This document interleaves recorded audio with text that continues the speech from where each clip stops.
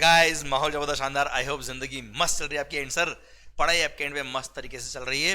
बच्चों जिन्होंने भी इनडायरेक्ट टैक्स फुल कोर्स या फास्ट ट्रैक लिया, आई होप सर आपके सारे लेक्चर्स कंप्लीट हुए हैं, आपने सारे क्वेश्चंस के लेक्चर्स भी देखे हैं एंड क्वेश्चंस जिस तरह से मैंने सोल्व करवाया आपको लेक्चर के अंदर उस तरह से आपने आपके एंड पे भी एक बार सोल्व किए हैं। एंड यस, सारा लेक्चर देखने के बाद आपको शायद ये फील आ रहा होगा कि यस अब तो अपन चांद पे और सर माहौल बनेगा आपका। एंड सर शायद इनडायरेक्ट टैक्स का आपका जो टेंशन है वो डेफिनेटली दूर हो गया होगा, माहौल बना होगा आपके एंड पे। एंड सर कॉन्फिडेंस जो होता है it plays a vital role before the exams and during the exams. Okay, तो सरकार अब ये जो रूबरू में आपके लिए हो रहा हूं, सरकार हो रहा हूं किसके लिए?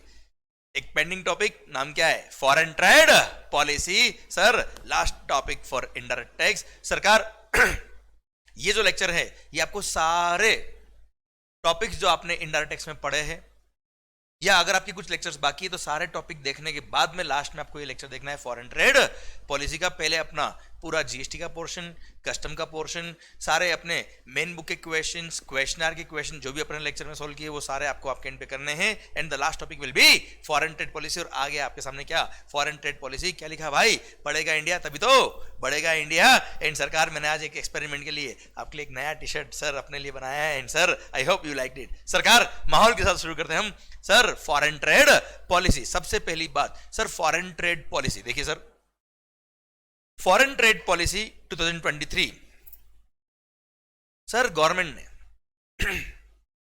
1 अप्रैल 2023 से, कब से बच्चों? 1 अप्रैल 2023 से new foreign trade policy 2023 issue कर दिया है, एप्लीकेबल कर दिया, नोटिफाई कर दिया और आपके लिए एप्लीकेबल कर दिया। And as far as your exams are concerned, sir ICI ने नवंबर 23 ऑनवर्ड्स इस न्यू फॉरेन ट्रेड पॉलिसी को एप्लीकेबल कर दिया है फॉर योर सिलेबस। ओके, तो सर हम इस कंटेंट को पढ़ने वाले हैं। अब हम सर फॉरेन ट्रेड पॉलिसी को किस तरह से अप्रोच करते हैं, ध्यान से सुनना, ध्यान से समझना। और हाँ sir, as far as exams are concerned, अगर हम सीए फाइनल लेवल की बात करें तो कस्टम्स प्लस एफटीपी जो टॉपिक आपका आता है बच्चों उसमें लास्ट अगर हम 6-7 एग्जाम्स देखे, 6 to 7 एग्जाम्स अगर हम देखे तो डिस्क्रिप्टिव बेस्ड क्वेश्चन में इसका क्वेश्चन अब तक नहीं पूछा है, एफटीपी का क्वेश्चन नहीं पूछा। बहुत ज़्यादा टफ भी नहीं होती, बहुत ज़्यादा बहुत ज़्यादा टेक्निकल भी नहीं होती, बहुत ज़्यादा ऐसा मानते हैं कि एग्जामिनेशन पर्पज के लिए बहुत ज़्यादा इंपॉर्टेंट भी नहीं होती है। क्लियर? इसका एक एमसीक्यू जरूर आ जाता है बेटा 2 मार्क का, एग्जाम्स के अंदर नॉर्मली आता है, ऐसा मुझे बच्चों ने कहा है बेटा। क्लियर? पर सिंस एफटीपी 2023 इस बार एप्लीकेबल हुआ है आपके लिए एग्जाम्स के लिए। क्लियर? नया फॉरेन ट्रेड पॉलिसी तो हो सकता है एक 4 मार्क का क्वेश्चन डिस्क्रिप्टिव बेस में भी आ जाए। अब अगर आपने ये लेक्चर को ध्यान से सुन लिया तो मेरे को ऐसा लगता है कि आपके एग्जामिनेशन के लिए सर ये जो 4 मार्क है वो आपके सिक्योर हो जाएंगे। हो सकता है एक 4 मार्क का क्वेश्चन डिस्क्रिप्टिव में आ जाए, एक 2 मार्क का क्वेश्चन, 2 मार्क का क्वेश्चन आपका मल्टीपल चॉइस क्वेश्चन में आ जाए, या केवल एमसीक्यू में आए या केवल डिस्क्रिप्टिव बेस्ड क्वेश्चन आए।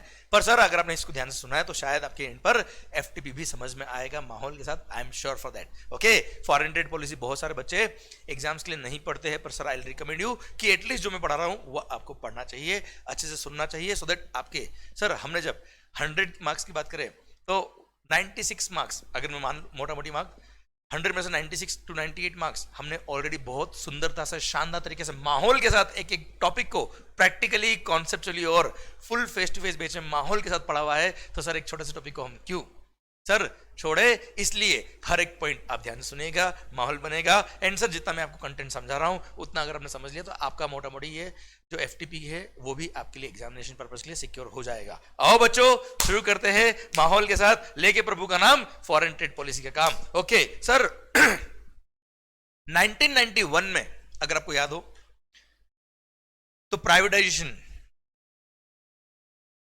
सर ग्लोबलाइजेशन, है ना, सुना होगा आपने सर। जब गवर्नमेंट ने 1991 में ये सोचा कि सर हमारी इकोनॉमी को ओपन इकोनॉमी करना है, तब ग्लोबलाइजेशन के बारे में गवर्नमेंट ने सोचा और उसको इंप्लीमेंट किया। और नेक्स्ट ईयर 1992 में इन्होंने एक एक्ट बनाया, foreign trade development and regulations act 1992। Sir foreign trade development and regulations act 1992, ये एक्ट आपके सिलेबस में नहीं आता है। इस एक्ट के थ्रू सर गवर्नमेंट उस टाइम पे एक्जिम पॉलिसी बोलते थे, एक्सपोर्ट इंपोर्ट पॉलिसी, जिसका अभी नाम हो गया है फॉरेन ट्रेड पॉलिसी, क्योंकि एक्सपोर्ट इंपोर्ट से बियॉन्ड फॉरेन ट्रेड पॉलिसी है। ओके सर, अब foreign trade policy sir obviously foreign trade है, हाँ है ना भाई, it is govern through ministry of commerce and industry. Sir इन्होंने foreign trade development and regulations act के थ्रू, सरकार समझना बात को ध्यान से, गवर्नमेंट ऑफ इंडिया ने ministry of commerce and industry govern करता है फॉरेन ट्रेड पॉलिसी को, एंड मिनिस्ट्री ऑफ कॉमर्स और इंडस्ट्री ने फॉरेन ट्रेड पॉलिसी इशू करी। सर 1 अप्रैल 2023 से नया FTP 2023 एप्लीकेबल हो गया हिंदुस्तान के अंदर। एंड फॉरेन ट्रेड पॉलिसी जो होता है ये कोई एक्ट नहीं है मेरे भाई, पॉलिसी नाम पे ध्यान दीजिए, it is a set of guidelines, it is a set of guideline, it is not an act. Act है foreign trade development and regulations act 1992, ये फॉरेन ट्रेड पॉलिसी हम पढ़ रहे हैं, it is a policy, it is a set of guidelines जो government को और देश के लोगों को गाइडलाइन देता है कि किस तरह से हमको फॉरेन ट्रेड को प्रमोट करना है, फॉरेन ट्रेड को सर पुश करना है, सो दैट आपको बताया ना सर, अगर फॉरेन ट्रेड प्रमोट होगा तो देश के अंदर एम्प्लॉयमेंट बढ़ेगा, make in India project successful होगा। और हाँ है ना भाई, sir balance of trade, balance of payment पढ़ा होंगे आपने इकोनॉमिक्स में, क्लियर, वो सब मैनेज हो पाएंगे। एंड सर अल्टीमेटली हमारे देश का डेवलपमेंट होगा, हमारा मार्केट जो है वो ग्लोबली अगर डेवलप हो गया तो सोचिए डिमांड कितना जबरदस्त आएगा, एंड इंडियन इकोनॉमी कितनी स्पीड से और कितनी शानदार तरीके से बढ़ेगी, जो आज तक बढ़ भी रही है, clear. So it's a set of guideline. आज मैं आपको बात करूं, जैसे जीएसटी हम लोगों ने बहुत अच्छे से सुंदरता से दिल थाम के पढ़ा हुआ है सर, जिसके अंदर हमने पढ़ा है क्या, अगर आपने कोई भी गुड्स या सर्विस एक्सपोर्ट किया है या SEZ को सप्लाई किया है तो उसको बोलते क्या, zero rated supply. Sir export पर टैक्स नहीं लगाना है, IGST लगता है, इंटरसेट सप्लाई और IGST का रिफंड मिल जाएगा, या आपने LUT साइन कर दिया, बॉन्ड साइन कर दिया तो आपको IGST पे करने की जरूरत भी नहीं है। मतलब कुल मिला के एक्सपोर्ट ऑफ गुड्स या एक्सपोर्ट ऑफ सर्विस पे टैक्स पे करने की जरूरत नहीं है। ये कहां लिखा है, ये कहां लिखा भाई, ये फॉरेन ट्रेड पॉलिसी ने बताया कि हमको एक्सपोर्ट को प्रमोट करना है, इसलिए टैक्सेस मत लगाओ।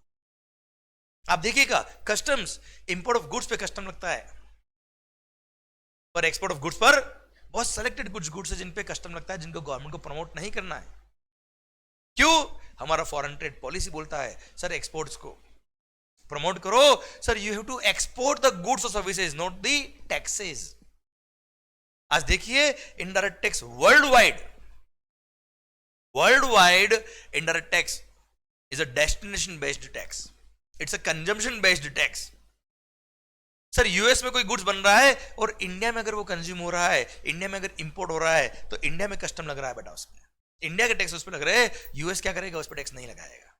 सेम वे हम हमारे यहां से अगर कोई गुड्स यूएस एक्सपोर्ट करेंगे तो उस गुड्स का कंजम्पशन क्या हो रहा है, यूएस में हो रहा है, वो गुड्स का डेस्टिनेशन क्या है, यूएस है, हम टैक्स नहीं लगा रहे, यूएस उसके गुड्स के इंपोर्ट पर हो सकता है वहां टैक्स लगाए, क्लियर। ये फंडामेंटल है। एंड सर अल्टीमेटली इसको गवर्न करने के लिए, इसको रेगुलेट करने के लिए, इसको इंप्लीमेंट करने के लिए, इसको कंट्रोल करने के लिए एक्ट बनाए गए, foreign trade development and regulations act. और हाँ, फॉरेन ट्रेड पॉलिसी तो केवल गाइडलाइन देती है कि आपको इस तरह से करना है काम, मतलब एक्सपोर्ट करने में अगर कोई हर्डल आ रही है तो उन हर्डल्स को दूर करना, प्लस एक्सपोर्ट्स को अट्रैक्ट करने के लिए, एक्सपोर्ट को प्रमोट करने के लिए सर बिजनेसमैन को, एक्सपोर्टर्स को अट्रैक्ट करना, उनको कुछ एक्सपोर्ट प्रमोशन स्कीम्स प्रोवाइड करना, ये सब फॉरेन ट्रेड पॉलिसी के काम है साहब, क्लियर। पर हाँ, foreign trade policy is not the law, ये एक पॉलिसी सेट ऑफ गाइडलाइंस है, इसके थ्रू हम क्या करते हैं सर, इसकी गाइडलाइन को समझते हुए फिर हम उस तरह से एक्ट बनाते हैं। जैसे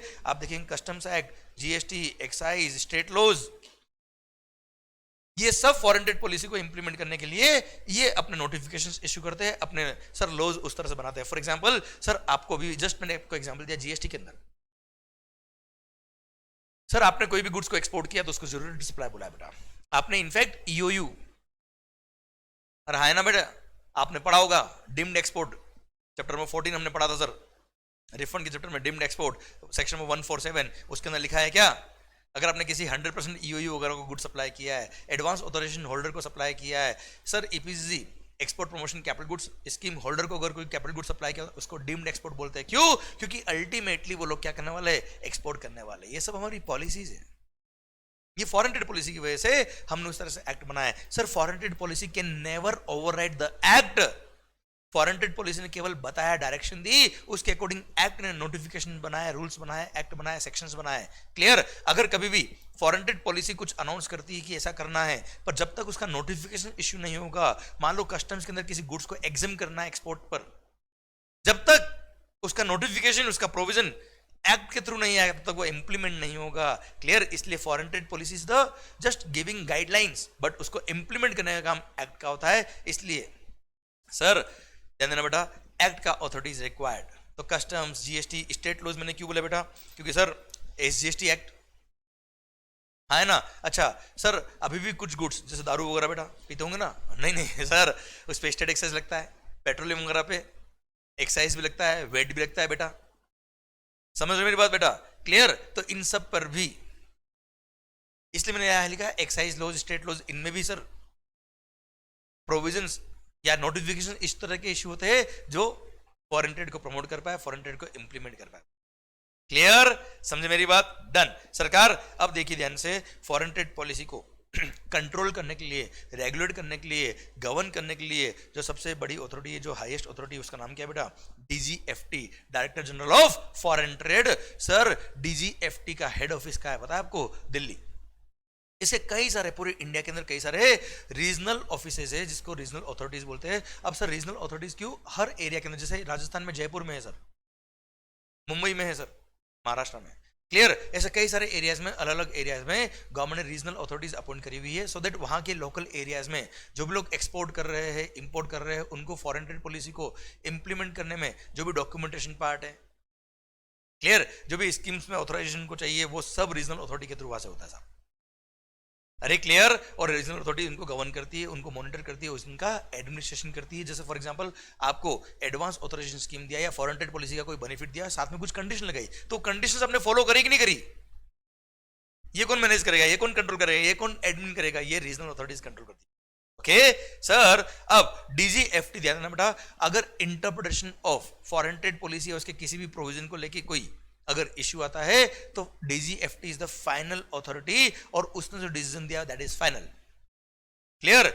डीजीएफटी ही क्या करता है बेटा? Importer exporter, sir IEC code, importer exporter code issue करता है डीजीएफटी। डीजीएफटी की खुद की वेबसाइट बनी हुई है www.dgft.gov.in, सारा काम ऑनलाइन कर दिया बेटा sir, so that exporter importer को सारी चीजें ऑनलाइन अवेलेबल हो जाए, इनको सर एक्सपोर्ट इंपोर्ट के प्रोसीजर पार्ट में कोई तकलीफ नहीं आए।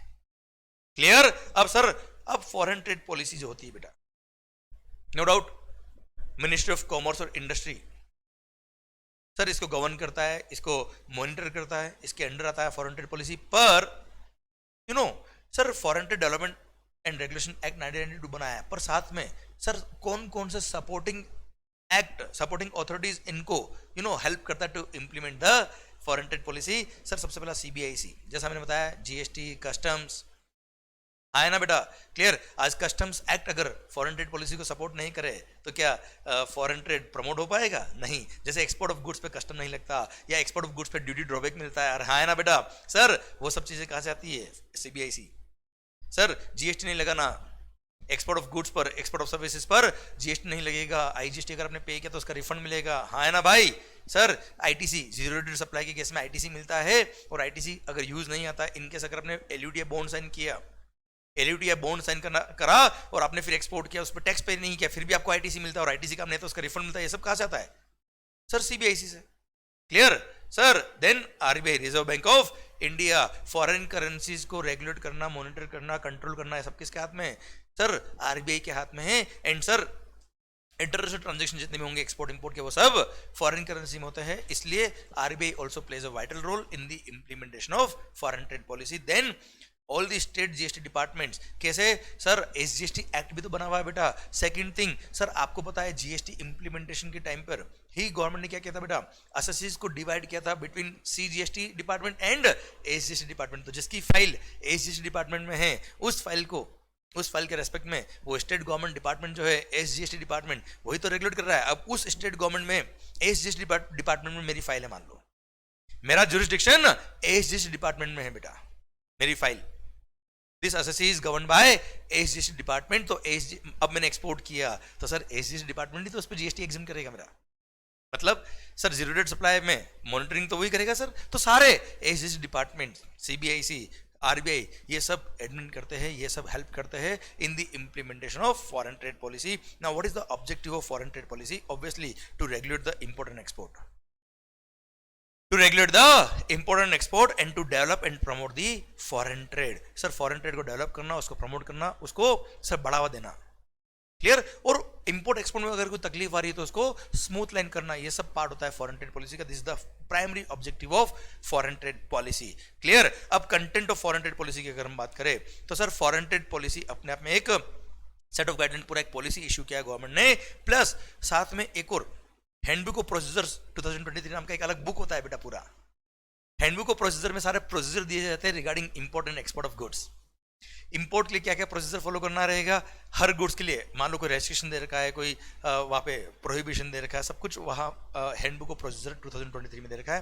प्लस सर आईटीसीएचएस, अरे भाई एचएसएन कोड हमने तो बहुत शिद्दत से पढ़ा हुआ है लेक्चर के अंदर।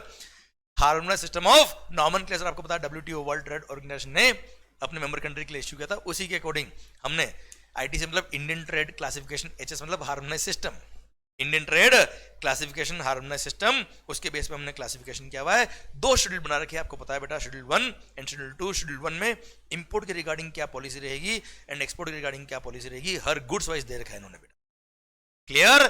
पर अगर हम बात करें as far as your syllabus is concerned, आपको केवल एफटीपी पढ़ना है, ये प्रोसीजर्स नहीं पढ़ने, शेड्यूल नहीं पढ़ने। एफटीपी के अंदर भी सेलेक्टेड पोर्शन ही आपको पढ़ना है, ओके।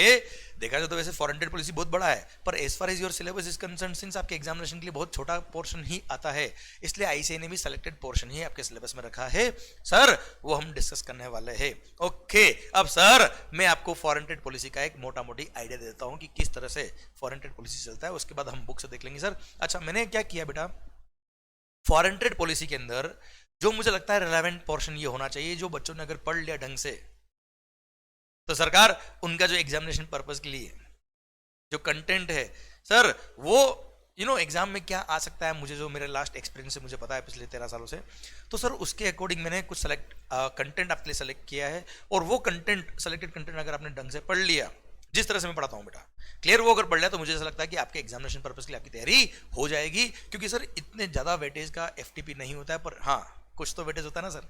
देखो हमारा टारगेट क्या है आपका, सर मार्क्स 100% आपकी तैयारी होगी तो 80 या 80+ मार्क्स आपके आने लगेंगे और आएंगे और आते हैं, क्लियर। वो तभी आते हैं जब आपने हर एक चीज अच्छे से पढ़ी है। इसलिए सर जो मैं बोल रहा हूँ उतना पढ़िए, आपका काफी हद तक रिस्क कवर हो जाएगा एग्जामिनेशन के लिए रिगार्डिंग फॉरेन ट्रेड पॉलिसी भी। और हाँ सर, बाकी जितने भी हमने चैप्टर्स पढ़े, भले वो जीएसटी के हो भले वो कस्टम हो, तो हमने एक एक चीज, एक एक लाइन, एक एक वर्ड प्रैक्टिकली कॉन्सेप्चुअली पढ़ लिया है। बस एफटीपी के अंदर हम कुछ सेलेक्टेड पोर्शन पढ़ रहे हैं, क्योंकि इसका देखा जाए कंटेंट बहुत बड़ा है, जो आपके जो एग्जामिनेशन पर्पस है उसके लिए इतना ज़्यादा पढ़ना आपके लिए पॉसिबल नहीं होगा। तो मैंने क्या किया, स्टूडेंट्स क्या करते सर, पूरा एफटीपी के चक्कर में एफटीपी छोड़ देते बेटा, तो अपन ने सेलेक्ट किया कुछ पोर्शन जिसके बेस पे एग्जाम में क्वेश्चन बन सकते हैं, और वो हम अगर पढ़ लेंगे तो माहौल बन जाएगा, माहौल जबरदस्त शानदार। आइए बच्चों, सर अब एक्सपोर्ट्स को प्रमोट करना is the main primary target to develop and promote the foreign trade is the primary objective of foreign trade policy। अब foreign trade policy में जो सबसे ज्यादा अट्रैक्टिव होता है वो क्या है, एक्सपोर्ट प्रमोशन स्कीम्स। अब मैंने एक्सपोर्ट प्रमोशन स्कीम्स के लिए, देखिए सर वैसे बात करें तो ये रहा एफटीपी, क्लियर। मैंने आपको पूरा चैप्टर यहाँ पे कंटेंट में दे रखा है, पर अगर मैं यहाँ से पढ़ाना डायरेक्ट यहाँ से शुरू करूंगा तो आपको मजा नहीं आएगा, इसलिए पहले एक बार आप यहाँ देखिए एक्सपोर्ट प्रमोशन स्कीम्स, क्लियर। और उसके बाद उसमें से हम देख लेंगे क्या क्या आपको एडिशनल और पढ़ना है बेटा, ओके। एक बार पहले यहाँ से ओवरव्यू समझ लीजिए फॉरेन ट्रेड पॉलिसी का, ओके, फिर हम नोट्स के थ्रू भी गो थ्रू कर लेंगे, ओके। फॉरेन ट्रेड पॉलिसी, सबसे पहली बात, export promotion schemes sir ultimately to develop and to promote the foreign trade, government definitely will have some policies, will have some export promotion schemes so that exporters get motivated। and sir देश के लोग जो है वो अगर export करने के लिए मोटिवेट हो गए तो सर डेफिनेटली उनको फायदा मिलेगा और डेफिनेटली हिंदुस्तान ग्लोबल मार्केट में एक बहुत बड़ी इकोनॉमी बन के उभरेगा सर, जो हो रहा है आज की तारीख में। सबसे पहला पॉइंट सर फॉरेन ट्रेड में एक्सपोर्ट प्रमोशन स्कीम में सबसे पहला पॉइंट लेके आ रहा हूं के लिए बेटा, क्या चलिए ओके सर, ड्यूटी एग्जिम्पशन स्कीम सबसे पहला गवर्नमेंट ने रखा है ड्यूटी एग्जिम्पशन स्कीम। अच्छा, अब ड्यूटी एग्जिम्पशन स्कीम में भी सर क्या होता है सर, आज मान लो I am a manufacturer of these markers, if I am a manufacturer of these markers, ये मार्कर बना के मैं एक्सपोर्ट करता हूं, markers brand name Mangals. Sir if I am exporting these markers, अब मार्कर बनाने में जो मेरे को इनपुट काम आ रहे हैं सर, गवर्नमेंट क्या बोलता है, नो डाउट मार्कर पे तो कस्टम्स एग्जेम्प्ट है, मार्कर पे कोई जीएसटी पे करने की जरूरत नहीं है, पर पॉइंट इज दैट मार्कर में काम आने वाले इनपुट्स अगर उस पर टैक्स लग गया तो भाई साहब अल्टीमेटली कॉस्ट बढ़ जाएगी, और कॉस्ट बढ़ेगी तो अल्टीमेटली एक्सपोर्ट महंगे होंगे, एक्सपोर्ट महंगे होंगे तो हमारा ट्रेड खराब होगा सर। गवर्नमेंट बोलता नहीं हमको टैक्स नहीं चाहिए सर, इसलिए ड्यूटी एग्जिम्पशन स्कीम्स आई और बोलते हैं क्या, अगर मान लो सर इस मार्कर को बनाने के लिए सर आपको और हमने जीएसटी पढ़ा हुआ, देखो सर कुछ बातें मैं बीच में जीएसटी की इसलिए पढ़ाऊंगा क्योंकि कनेक्ट हो जाएगा ना अगर आपका, तो माइंड से सर सिस्टम पूरा क्लियर हो जाएगा, मजा आ जाएगा आपको। सर इसमें काम आने वाले प्लास्टिक या जितने भी रॉ मटेरियल है, जितने भी इनपुट्स है सर, वो अगर मैंने परचेज किया डोमेस्टिक मार्केट से, उस पर जीएसटी पे किया, उस जीएसटी का मेरे को आईटीसी मिल जाएगा, और ये मार्कर बना के अगर मैंने एक्सपोर्ट किया अंडर बॉन्ड या एलयूटी, तो वो जो जीएसटी मैंने इनपुट स्टेज पे किया उसका अगर आईटीसी मेरी लोकल सप्लाई में अगर काम आता है तो वहां मैं यूज कर लूंगा, और वहां काम नहीं आता तो I can claim the refund also. हाँ है ना, मतलब अल्टीमेटली टारगेट क्या है बेटा, ये अगर एक्सपोर्ट हो रहा तो इस पर कोई टैक्स नहीं लगना चाहिए, ना इनपुट स्टेज का ना आउटपुट स्टेज का, बात खत्म बेटा। पर अगर यही इनपुट मैंने इंपोर्ट किया होता, इसमें जो काम आने वाला इनपुट है, मान लो रबर है, प्लास्टिक है, कॉटन है, जो भी है सर, कोई मशीन मैन्युफैक्चरर है, उसने कोई मेटेलिक गुड्स या मेटेरियल रॉ मटेरियल इंपोर्ट किया, उसके इंपोर्ट पर अगर डोमेस्टिक मार्केट से परचेज किया होता तो सर आईटीसी मिलता और आईटीसी का रिफंड मिल जाता सर, पर अगर यही इनपुट उसने इंपोर्ट किया होता तो उस पर कस्टम लगता, कस्टम का तो आईटीसी मिलता नहीं बेटा, आईटीसी मतलब इनपुट टैक्स क्रेडिट। अब इसलिए फॉरेन ट्रेड पॉलिसी के थ्रू सर ये स्कीम आई, और स्कीम का नाम क्या है, ड्यूटी एग्जिम्पशन स्कीम। उसमें दो स्कीम इन्होंने इशू करी, एक तो है एडवांस ऑथराइजेशन और एक है ड्यूटी फ्री इंपोर्ट ऑथराइजेशन। दिल थाम के सुनने का मजा आ जाएगा जीवन में आपको सर। और बोलता है क्या, अगर मैंने इंपोर्ट ऑफ गुड्स किया है तो सर उस पर जो कस्टम लगने वाला है वो कस्टम्स मेरा एग्जेम्प्ट हो जाएगा, मुझे कस्टम पे करने की जरूरत नहीं है सर, अगर मैंने ये स्कीम्स ले ली तो। क्लियर। और सर कंडीशन क्या है, उनसे बनने वाला आउटपुट गुड्स क्या होना चाहिए बेटा, एक्सपोर्ट होना चाहिए। अब धीरे धीरे बात को समझते हैं। अब इसमें एडवांस ऑथराइजेशन में दो स्कीम है सर, सॉरी ड्यूटी एग्जिम्पशन स्कीम में दो स्कीम है, पर पहले इसका पर्पस क्या है, duty free import of inputs oil and catalyst. Sir मैं ऑयल कैटलिस्ट या इनपुट जो भी मेरे को इंपोर्ट हो रहे हैं उस पर कस्टम नहीं लगे, कोई टैक्स नहीं लगे, उसके लिए मैं गवर्नमेंट से स्कीम ले सकता हूं। दो स्कीम से एडवांस ऑथराइजेशन स्कीम और DFIA scheme. DFIA duty free import authorisation scheme. Advance authorisation पहले बात कर लेते हैं सर। एडवांस ऑथराइजेशन बोलता है क्या, अगर आपको कोई भी गुड्स इंपोर्ट करना है और उसका पर्पस क्या है कि you will utilize that input to manufacture such output goods which is going to be exported from India. तो ऐसे केस में आप डीजीएफटी से एक पहले से परमिशन लेके आ जाओ, इंपोर्ट करने से पहले ही ऑथराइजेशन लेके आ जाओ, उसको बोलते हैं एडवांस ऑथराइजेशन। आप एडवांस में ऑथराइजेशन ले आए। अब सर अगर आपने एडवांस ऑथराइजेशन ले आए आप डीजीएफटी से, तो now you can import the goods, now you can import the goods without payment of customs. बस कंडीशन क्या है sir, you should be actual user of those input, you can not transfer the input to anybody else. उन input को आप किसी और को नहीं बेच सकते, बात खत्म। क्योंकि सर आपने गवर्नमेंट से प्रॉमिस किया कि सर मेरे को प्लास्टिक इंपोर्ट करना है to manufacture these goods which I am going to export from India. Definitely कैसे वो इनपुट आप किसी और को बेच पाओगे भाई, और बेचा है आपने तो जो कस्टम एग्जाम्प्ट हुआ था वो पे करना पड़ेगा with interest with penalty, penal action भी आपके अगेंस्ट लिए जाएंगे, है ना सर, ऑब्वियसली नेचुरल ना यार। तो सर सबसे पहली बात क्या है, प्री इंपोर्ट कंडीशन, मतलब इंपोर्ट करने से पहले आपको एडवांस ऑथराइजेशन लेना पड़ेगा।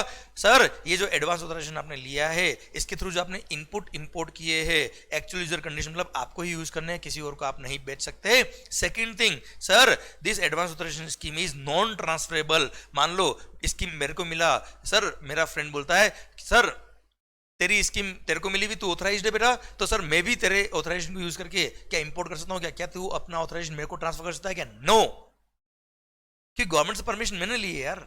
एग्जाम आपने दिया तो आप पास होंगे, आपके फ्रेंड के मार्क्स अच्छे है तो कुछ मार्क्स क्या इधर सेट ऑफ कर सकते हैं क्या?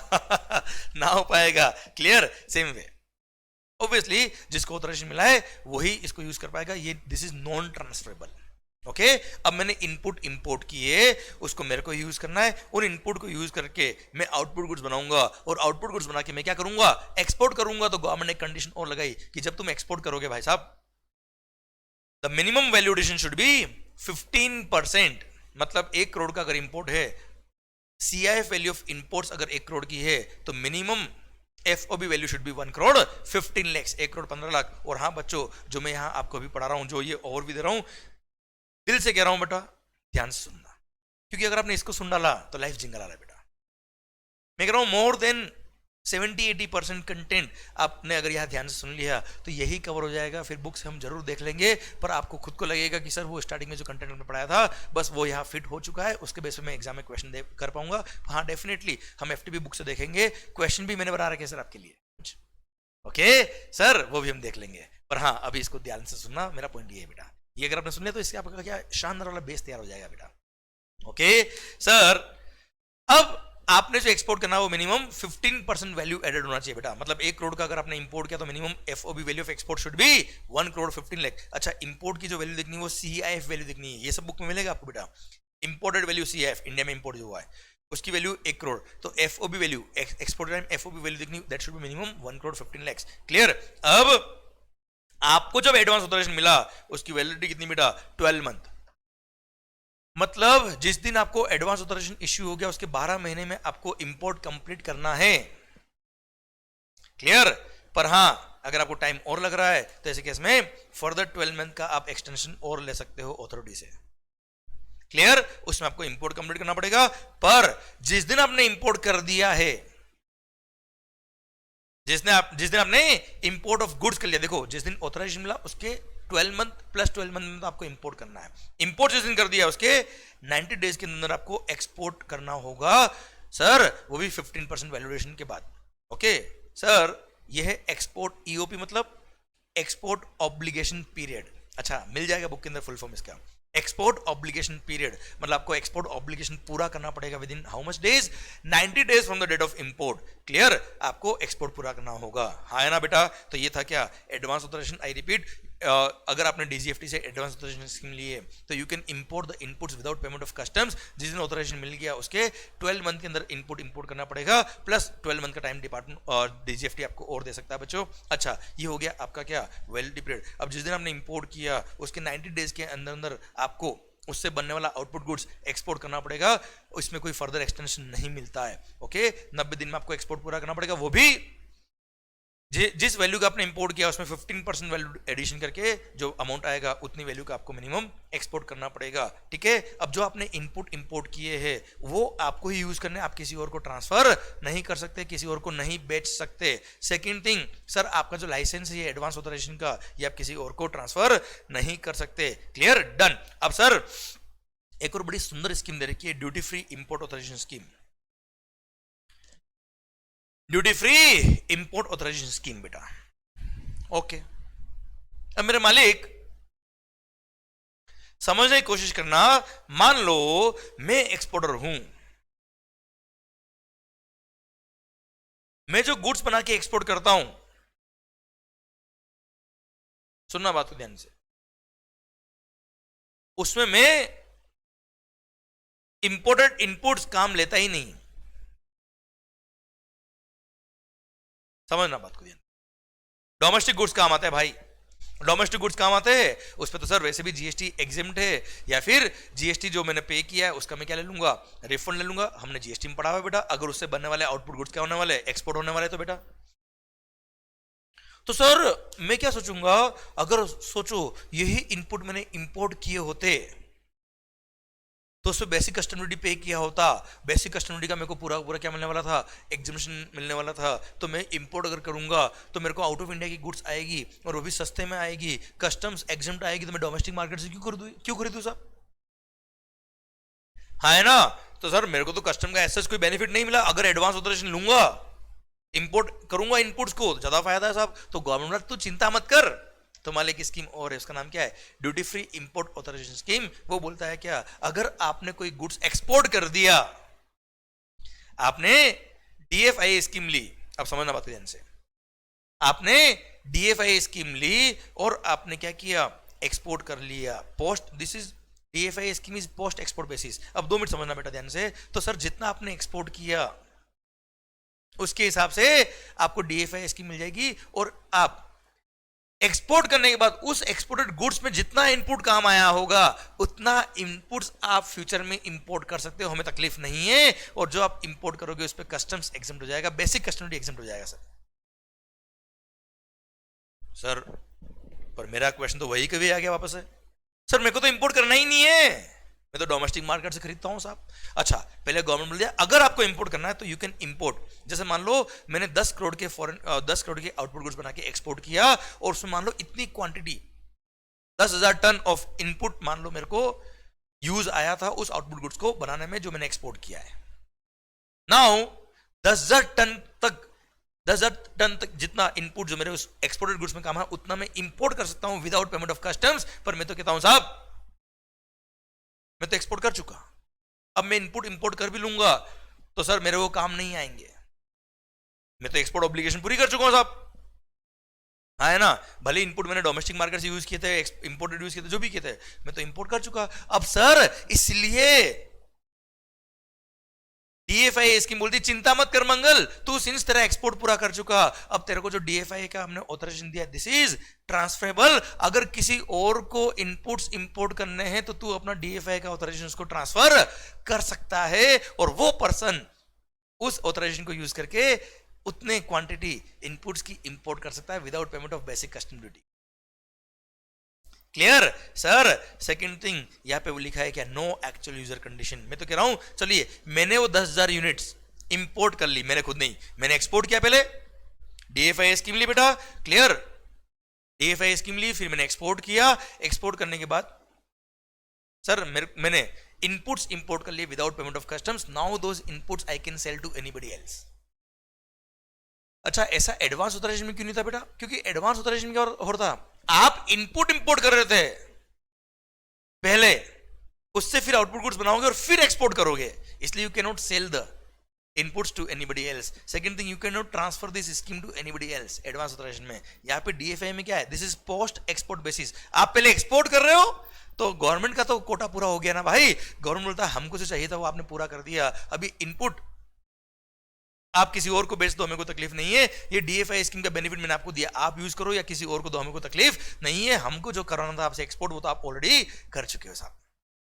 क्लियर? इसलिए there is no actual user condition, आप इसको इनपुट को इंपोर्ट करके किसी और को बेच दो हमें कोई तकलीफ नहीं है। सर आप हो सकता है आपका लाइसेंस ही किसी और को बेच दो, हमें उसमें भी तकलीफ नहीं है, बस मिनिमम वैल्यूडेशन क्राइटेरिया कितना बेटा इसमें 20% का है। सर एडवांस ऑथराइजेशन में 15% था, यहाँ पे कितना है 20% का था। अच्छा इसका सिस्टम मैं वैसे आपको समझा चुका हूँ। डीएफआई स्कीम में क्या होता है, पहले आप एप्लीकेशन फाइल करो, क्लियर, और जिस दिन आपने एप्लीकेशन फॉर डीएफआई फाइल करी उसके 12 मंथ के अंदर अंदर एक्सपोर्ट को पूरा करो, with in 12 month complete the exports.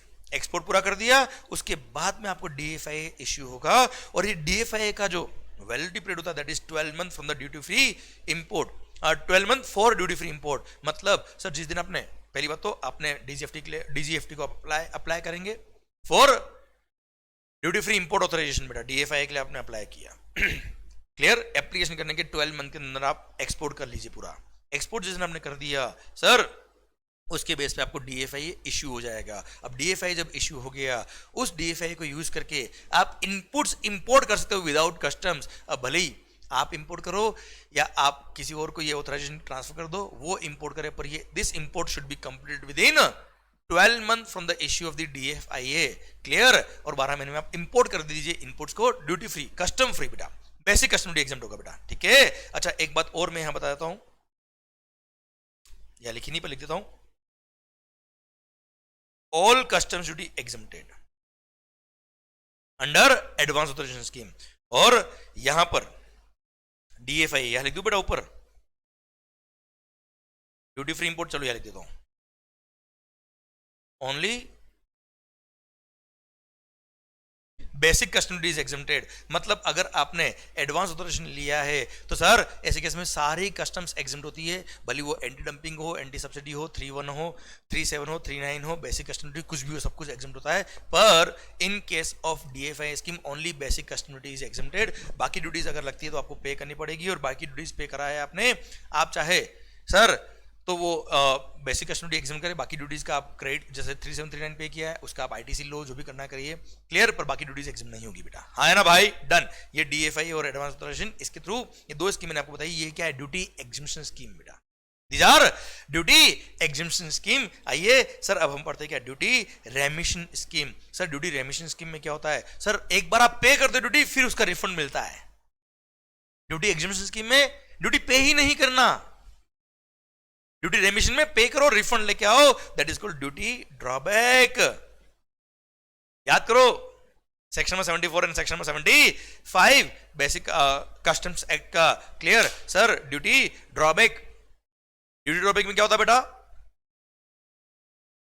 Sir अच्छा सर जिनके भी न्यू स्कीम है उनके लिए ड्यूटी ड्रॉबैक चैप्टर ICAI ने एक्सक्लूड कर दिया फ्रॉम देयर सिलेबस। पर सर जिन्होंने भी पुराने स्कीम में इस सिलेबस को पढ़ा हुआ है उनको ड्रॉबैक के बारे में बहुत डिटेल में पढ़ा होगा। पर हाँ, न्यू स्कीम हो या ओल्ड स्कीम हो, मैंने ड्रॉबैक का सिस्टम आपको समझा रखा है बच्चों, क्लियर। सिस्टम मैंने जरूर समझाया जब कस्टम शुरू किया था मैंने आपके लिए। सरकार बात को समझने की कोशिश करना, सर आपने क्या किया, कोई गुड्स इंपोर्ट किया, इंपोर्ट पे कस्टम पे किया, और सर उसी गुड्स को आपने एक्सपोर्ट कर दिया, तो जो कस्टम पे किया उसका क्या मिल जाता है? रिफंड मिल जाता है। सेकंड थिंग, अगर आपने इनपुट इंपोर्ट किए, उससे आउटपुट गुड्स बनाया और आउटपुट गुड्स फिर आपने एक्सपोर्ट किया, तो वो इनपुट पे जो कस्टम पे किया उसका भी ड्रॉबैक मिलता है, रिफंड मिलता है, that is called duty drawback under customs. तो ये है क्या? ये actually this is the scheme of foreign trade policy which is called duty remission scheme, जिसकी वजह से ड्यूटी ड्रॉबैक मिलता है। और ड्रॉबैक को सर इंप्लीमेंट किया through customs act section number 74 और 75, क्लियर, डन। तो यहां पे डिस्कशन छोटा सा दे रखा है टॉपिक के बारे में, क्योंकि कस्टम के अंदर इसको समझाया हुआ है। अच्छा न्यू स्कीम में हो तो सिलेक्टेड पोर्शन आपके कोर्स में होता है, पर वो भी आपको आइडिया मैंने दे रखा है बेटा, ठीक है। और वैसे मैंने जो भी बोला उतना ही आपको बता रखा है। ओके सरकार, third RoDTEP scheme, रेमिशन of duties and taxes on exported products. Okay sir, अब RoDTEP स्कीम क्या होता है, ध्यान से सुनना बेटा। पहले MEIS merchandise export from India scheme हुआ करता था, जिसको हटाया और नया स्कीम लॉन्च किया, RoDTEP scheme, रेमिशन of duties and taxes on exported product. मतलब अगर आपने कोई गुड्स एक्सपोर्ट किया है, दिल थाम के सुनिएगा, तो जितनी FOB वैल्यू का आपने गुड्स एक्सपोर्ट किया उसका एक सर्टेन परसेंटेज, उस FOB वैल्यू का एक सर्टेन परसेंटेज आपको ड्यूटी क्रेडिट स्क्रिप्ट इश्यू होती है। क्या इश्यू होती है बेटा? ड्यूटी क्रेडिट स्क्रिप्ट इश्यू हो जाती है। मतलब फॉर एग्जांपल आपने 1 CR का एक्सपोर्ट किया, तो 1 CR में मान लो 2% इज द RoDTEP स्कीम का ड्यूटी क्रेडिट स्क्रिप्ट। तो सर उस गुड्स के एक्सपोर्ट पर हर गुड्स का अलग रेट दे रखा है, आपको याद करने की जरूरत नहीं बेटा। जैसे ड्रॉबैक का शेड्यूल दे रखा है, जैसे हर गुड्स के अलग रेट ऑफ कस्टम दे रखी है, वैसे ही हर गुड्स का अलग सर इन्होंने क्या कर रखा है, एक लिस्ट, एक एनेक्सर बना के RoDTEP का परसेंटेज डिसाइड किया हुआ है कि इतना परसेंटेज हम आपको ड्यूटी क्रेडिट स्क्रिप्ट देंगे। तो सर फॉर एग्जांपल वो गुड्स आपने एक्सपोर्ट करी वो 1 करोड़ की थी, उस पे 2% ड्यूटी क्रेडिट स्क्रिप्ट था, तो 1 करोड़ का 2% कितना हो गया? 2 लाख रुपए। तो 2 लाख रुपए का आपको एक तरह से ड्यूटी क्रेडिट स्क्रिप्ट इश्यू हो गया। It's a kind of cashback, reward points. अब ड्यूटी क्रेडिट स्क्रिप्ट जो आपको इश्यू हुआ है, ये स्क्रिप्ट क्या काम आएगा? अरे फ्यूचर में अगर आप कुछ गुड्स इंपोर्ट करते हो तो उस इंपोर्ट पे जो कस्टम ड्यूटी लगने वाला basic custom duty, sir 2 lakh रुपए तक का बेसिक कस्टम ड्यूटी आपका क्या हो जाएगा? एग्जम्प्ट हो जाएगा। मतलब to pay that basic custom duty you can utilize this duty credit script. Cashback हो गया ना एक तरह से सर, रिवॉर्ड पॉइंट हो गया बेटा एक तरह से, clear. In fact These duty credit scripts are freely transferable। मैं तो कहता हूं साहब मैं तो इंपोर्ट करता ही नहीं, मैं तो डोमेस्टिक मार्केट से ही खरीदता हूं। तो सर अब क्या होगा? You can sell this duty credit script in the open market. 2 lakh रुपए की ड्यूटी क्रेडिट स्किप है। सर मैं इंपोर्ट नहीं करता, कोई पर्सन है जो इंपोर्ट करता है, सर मैं उसको 1,90,000 में बेच देता हूं, मान लो इसको, तो क्या हुआ, मैंने 2 लाख की स्क्रिप्ट उसको 190,000 में बेच दी, तो सर उसको क्या हुआ, मेरे को तो 190,000 मिल गया, मतलब मेरे को एक तरह से एक्सपोर्ट किया और 1,90,000 एडिशनल फायदा हुआ। अब उसने क्या किया, 2 लाख की चीज 1,90 में खरीद ली, अब वो क्या करेगा, जब इंपोर्ट करेगा तो 2 लाख का कस्टम पे नहीं करेगा, बेसिक कस्टम ड्यूटी, उसको 10,000 का फायदा हो गया बेटा। तो मैंने ऐसे ही फिगर तो आपको जस्ट एग्जांपल के लिए समझाया, but point is that this is freely transferable duty credit scripts, you can transfer it to anybody else. Clear? It is issued as a percentage of FOB and this can be used to pay basic customs duty. This is the RODTEP scheme. अब मेरी बात को एक बात और समझना बच्चों ध्यान से, सर ये क्यों इश्यू होता है? सर आज फॉर एग्जांपल मैं मोबाइल फोन मैन्युफैक्चरर हूं, मैं मोबाइल फोन बना के सर हिंदुस्तान से एक्सपोर्ट करता हूं। अब सर एक्सपोर्ट अगर मैंने किया है तो यार वैसे आप सोचेंगे सरकार जीएसटी पे किया, अगर मैंने एक्सपोर्ट पे आईजीएसटी पे किया, बॉन्ड या एलयूडी साइन नहीं किया तो आईजीएसटी का रिफंड मिल जाएगा। मैंने बॉन्ड या एलयूडी साइन किया हुआ साहब, बॉन्ड या एलयूडी अगर साइन किया हुआ है तो भी सर मैंने इनपुट्स पे जो टैक्स पे किए होंगे, बॉन्ड या एलयूडी साइन किया तो एक्सपोर्ट पे टैक्स पे करने की जरूरत नहीं, पर जो इनपुट्स पे टैक्स पे किया है उसका मेरे को आईटीसी मिल जाएगा, और आईटीसी अगर दूसरी लाइबिलिटी में पे करने में काम आ जाए तो ठीक है, नहीं तो उसका भी रिफंड मिल जाता है। तो सरकार मैंने ये मोबाइल एक्सपोर्ट करने पे परचेस पे टैक्स तो पे ही नहीं किया, और पे किया तो उसका रिफंड मिल गया मेरे को, तो ये तो टैक्स फ्री है। फिर गवर्नमेंट ये जो रेमिशन ऑफ ड्यूटीज एंड टैक्सेस, देखो नाम क्या यूज किया बेटा, रेमिशन of duties and taxes on exported product, तो सर परचेज पे मैंने टैक्स तो पे किया ही नहीं, अब किस बात का ड्यूटीज टैक्सेस का रिफंड दे रही गवर्नमेंट? तो सर कई सारे टैक्सेस, जैसे फॉर एग्जांपल ट्रांसपोर्टेशन में आपको काम आया, अब ट्रांसपोर्टेशन सर्विस तो हर बिजनेस में काम आई होगी बेटा। अब ट्रांसपोर्टेशन में क्या हुआ सर, पेट्रोल काम आया, डीजल काम आया बेटा, वो ट्रांसपोर्टर ने जब से कॉस्ट ली होगी उसमें पेट्रोल डीजल की कॉस्ट इंक्लूडेड बेटा उसकी, उस पेट्रोल डीजल पे आज भी वेट लगा हुआ है, आज भी एक्साइज लगा हुआ है, हाँ है ना। तो कई सारे इस तरह के टैक्सेस ट्रांसपोर्टेशन में, इंफ्रास्ट्रक्चर फैसिलिटीज में जो लगे हुए हैं, जिसका रिफंड आपको नहीं मिल पाता है, वो बेनिफिट देने के लिए गवर्नमेंट ने बोला हम दिलदार है, आप करो एक्सपोर्ट, हम आपके साथ है। एंड सर बोल दिया क्या, हम उसका भी रिफंड देंगे, और गवर्नमेंट ने एक एस्टिमेट किया कि कितना उस तरह का कॉस्ट लगता होगा हर इंडस्ट्री के अंदर गुड्स को एक्सपोर्ट करने तक, और सर उसका भी रोडटेप स्कीम बना के ड्यूटी क्रेडिट स्क्रिप्ट इश्यू कर दिया, और बोल दिया क्या, इतना परसेंटेज जो अमाउंट आपको मिल रहा है, या तो आप स्क्रिप्ट को यूज के लिए खुद ही इंपोर्ट कर रहे हो तो बेसिक कस्टम ड्यूटी उतना एग्जम्प्ट हो जाएगा, नहीं तो किसी और को ट्रांसफर कर देना, वहां एग्जम्प्ट हो जाएगा, अल्टीमेटली आपको फायदा दिया। Clear?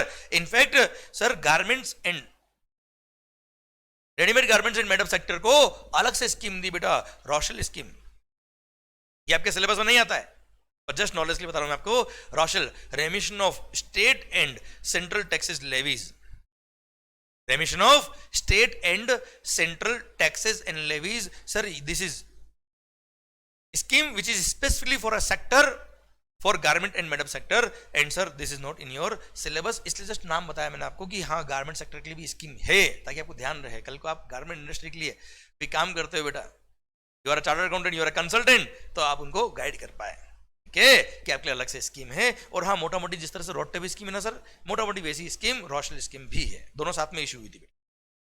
RoDTEP is a general scheme and RoSCTL is a particular specific scheme for a specific sector, इसलिए वो आपके सिलेबस में नहीं डाली बेटा। ओके अब सर एक्सपोर्ट प्रमोशन में इनपुट्स को लेके आपने क्या क्या पढ़ लिया बेटा? सबसे पहला duty exhibition scheme, exhibition scheme में एडवांस ऑथराइजेशन और DFI scheme.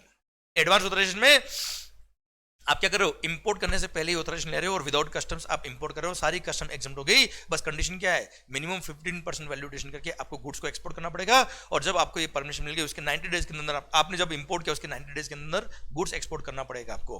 Clear? Duty free import authorization में क्या है बेटा फर्क, सर यहाँ पे आप पहले एक्सपोर्ट कर चुके हो और फिर आपको डीएफआई इशू हो रहा है, तो सिंस आप एक्सपोर्ट तो वैसे भी कर चुके हो, इसलिए दिस ऑथराइजेशन इज ट्रांसफरेबल। आप चाहो तो सर इनपुट खुद इंपोर्ट करिए, बेसिक कस्टम ड्यूटी एग्जम्प्ट हो जाएगा आपको, and sir basic custom duty जो गुड्स आपने इंपोर्ट किया है, बेसिक कस्टम का आपने फायदा ले लिया, अब उस इंपोर्टेड इनपुट को आप किसी और को बेच सकते हो, there is no actual user condition. Second thing sir आप स्कीम को भी ट्रांसफर कर सकते हो, किसी और पर्सन को बेच सकते हो बेटा मार्केट में। क्लियर? पर sir this is post export scheme, DFI बेटा, ठीक है। फिर हमने पढ़ा क्या, duty remission scheme which is called duty drawback, जो हम ऑलरेडी पढ़ चुके हैं कि आपने एडवांस ऑथराइजेशन नहीं लिया आपने DFI नहीं लिया, आपने इंपोर्ट पे कस्टम पे किया, ड्रॉबैक ले लो, हमें कोई तकलीफ नहीं है। क्लियर? फिर हमने पढ़ा क्या, रोडटेप स्कीम आपने एक्सपोर्ट किया, उसका एक परसेंटेज हम आपको दे देंगे, सर उतना ड्यूटी क्रेडिट स्क्रिप्ट आपको इश्यू हो गया, वो स्क्रिप्ट आप किसी को बेच सकते हो या खुद भी यूज कर सकते हो फॉर इंपोर्ट ऑफ गुड्स, और उसके लिए यूटिलाइज क्या होगा बेटा, बेसिक कस्टम ड्यूटी जो लग रहा है इंपोर्ट पर वो ऑफसेट हो जाएगा इस ड्यूटी क्रेडिट स्क्रिप्ट के थ्रू बेटा। Same is the case with the RoSCTL scheme जो आपके सिलेबस में नहीं आता, this is for garments. Okay sir, now केवल इनपुट्स के लिए स्कीम नहीं है साहब। आज मान लो देश को सर हाई क्वालिटी गुड्स बना के एक्सपोर्ट करना है, तो सर उनको अच्छी मशीन्स भी चाहिए, और मशीन मान लो डोमेस्टिक मार्केट में भी अवेलेबल नहीं है, and sir you want to import the capital goods, तो यस उसके लिए भी अलग से स्कीम दे रखा है, EPCG scheme, export promotion capital goods scheme. Now इसके केस में आप क्या कर सकते हो बेटा, अगर आपने EPCG स्कीम लिया है तो now you can import the capital goods without payment of customs, और आपको कोई कस्टम पे करने की जरूरत नहीं है on import of such capital goods. But मैं भी आपको जस्ट आइडिया दे रहा हूं, पर सर सरकार आपको ऐसा बेनिफिट क्यों देगी गवर्नमेंट को, इससे क्या फायदा होगा, तो गवर्नमेंट ने इसके लिए कंडीशन लगाई है कि सर अगर आपने कैपिटल गुड्स इंपोर्ट किया है और हमने उस पर पूरा कस्टम्स एग्जाम किया, तो हमें हमारी भी उम्मीद है आपसे है, हमारी उम्मीद क्या है आपसे कि साहब जितना कस्टम सेव हुआ है, जितना कस्टम्स सेव हुआ है उसका 6 टाइम्स, कितना टाइम्स बेटा, 6 टाइम्स आपको एक्स्ट्रा एक्सपोर्ट करना पड़ेगा विद इन नेक्स्ट 6 ईयर्स। मतलब सर अगले 6 साल में आपको जितना ड्यूटी सेव हुआ उसका 6 टाइम्स एक्स्ट्रा एक्सपोर्ट करके दिखाना पड़ेगा। अब आप बोलोगे सर ये एक्स्ट्रा एक्सपोर्ट किया है, मतलब ये होता है कि सर पिछले 3 साल में जो आपका एवरेज एक्सपोर्ट था वो तो होना ही चाहिए, वो तो वैसे भी हो रहा था सर, ये मशीन आपने इंपोर्ट नहीं करी, उससे पहले भी आप जो एक्सपोर्ट करते हो कर ही रहे थे ना यार। ये मशीन को इंपोर्ट करने पे हमने कस्टम एग्जाम किया, तो हमको भी कुछ एक्स्ट्रा आप एक्सपोर्ट करके दिखाओ, तो हमको भी खुशी होगी कि हमने कस्टम एग्जाम किया इस मशीन पर, तो आपने देश का एक्सपोर्ट बढ़ाया है। तो सर वहां बोला कि आपका एवरेज एक्सपोर्ट जो है वो तो है ही है, उसके ओवर एंड अबव आपको कुछ एक्स्ट्रा एक्सपोर्ट करके दिखाना पड़ेगा। वो एक्स्ट्रा एक्सपोर्ट की लिमिट कितनी बेटा, जितना आपने कस्टम सेव किया, मतलब मान लो 1 करोड़ का कस्टम सेव हुआ तो 1 करोड़ इंटू 6 मतलब कितना 6 करोड़, आपको 6 करोड़ का एक्स्ट्रा एक्सपोर्ट करके दिखाना पड़ेगा इन दी कमिंग 6 ईयर्स। क्लियर? जो आपका एवरेज एक्सपोर्ट है वो तो है ही है, उसके अलावा over and about that with in 6 year आपको ये 6 करोड़ का एक्सपोर्ट ऑब्लिगेशन होगा, आपको फुलफिल करना पड़ेगा विद इन 6 ईयर्स। और अगर आप ये फुलफिल नहीं करते हो तो सर जो हमने बेनिफिट आपको दिया था वो विड्रॉ कर लेंगे, along with the interest, along with the penalty, penal action आप पे आएंगे बेटा। क्लियर? ठीक साहब, आइए अब साहब एक्सपोर्ट प्रमोशन के लिए गवर्नमेंट ने क्या किया, कुछ कैटेगरी रखी बेटा स्टेटस होल्डर्स की बेटा, बड़े लोग स्टेटस होल्डर, यहां पर गवर्नमेंट ने टर्नओवर की लिमिट रखी बेटा कि एटलीस्ट अगर आप इतना एक्सपोर्ट करते हो तो आपको इतना ये स्टेटस दिया जाएगा, जैसे 1 star export house, 2 star export house, 3 star, 4 star, 5 star export house तक की कैटेगरी दे रखी है। वहां टर्नओवर का लिमिट दे रखा है कि करंट ईयर प्लस पिछले 3 सालों में आपका अगर एटलीस्ट इतना मिलियन $US टर्नओवर था तो आप ये कैटेगरी के स्टेटस होल्डर कहलाएंगे, और उसको कुछ प्रिविलेजेस दिए गए क्योंकि ये बड़े लोग हैं साहब, ये देश की इकोनॉमी में, देश के एक्सपोर्ट्स में बहुत बड़ा रोल प्ले कर रहे हैं, डेफिनेटली इनको कुछ प्रिविलेज मिलने चाहिए सर। ठीक है, वो पढ़ेंगे हम बाद में बेटा। Clear sir? फिर गवर्नमेंट ने एक्सपोर्ट को प्रमोट करने के लिए sir 100% export oriented units, electronic hardware technology park, software technology park, biotechnology park develop किए, सो दैट वो 100% डेडिकेटेडली क्या करे बेटा, एक्सपोर्ट ही करे। उनको कई सारे बेनिफिट दिए गए, उनको कुछ एक्स्ट्रा प्रिविलेज भी दिए गए बेटा।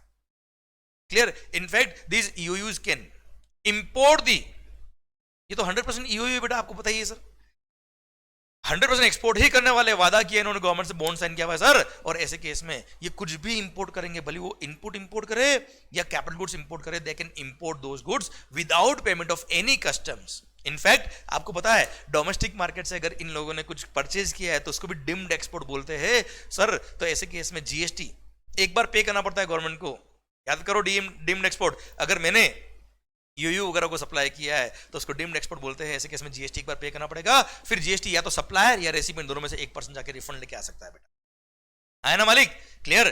पर हाँ ध्यान देना बेटा, SEZ के लिए, स्पेशल इकोनॉमिक जोन के लिए सेपरेट एक्ट दे रखा है, और FTP के थ्रू SEZ गवर्न नहीं होता है। SEZ में भी मोटा मोटी सेम बेनिफिट दे रखे हैं, पर सर वो SEZ अलग से एक्ट बना रखा है उसके लिए, वो एक्ट आपके सिलेबस में नहीं आता, वो एफटीपी में भी कवर नहीं होता, ठीक है। इसलिए मैंने ईओयू, ईएसटीपी, सॉफ्टवेयर टेक्नोलॉजी पार्क और बायोटेक्नोलॉजी पार्क ही लिखा है यहाँ पे। फिर लास्ट एक एक्सपोर्ट पॉलिसी में आता है क्या, deemed exports. Sir actually goods India से एक्सपोर्ट नहीं हो रहा है, but certain categories of transaction, certain categories of supplies are defined as deemed export, जहां पे गुड्स हिंदुस्तान की बॉर्डर से बाहर नहीं जा रहा पर उसको एक्सपोर्ट का कैटेगरी दिया गया है, जिसकी वजह से सर उनको एडिशनल बेनिफिट दिया गया, सो दैट अल्टीमेटली सर देश की इकोनॉमी में फायदा होगा। जैसे फॉर एग्जांपल हमने जीएसटी में पढ़ा है सर, डिम्ड एक्सपोर्ट आया ना बेटा, जैसे ईओयू होल्डर को आपने सप्लाई किया, एडवांस ऑथराइजेशन होल्डर को, ईपीसी स्कीम वालों को आपने सप्लाई किया, उसको डिम्ड एक्सपोर्ट बोलते हैं बेटा। ऐसा कुछ एडिशनल कैटेगरी और भी दे रखी है, वो तो ही है सर, प्लस कुछ एडिशनल कैटेगरी और भी दे रखी है जो हम पढ़ेंगे डिम्ड एक्सपोर्ट की कैटेगरी के केस में।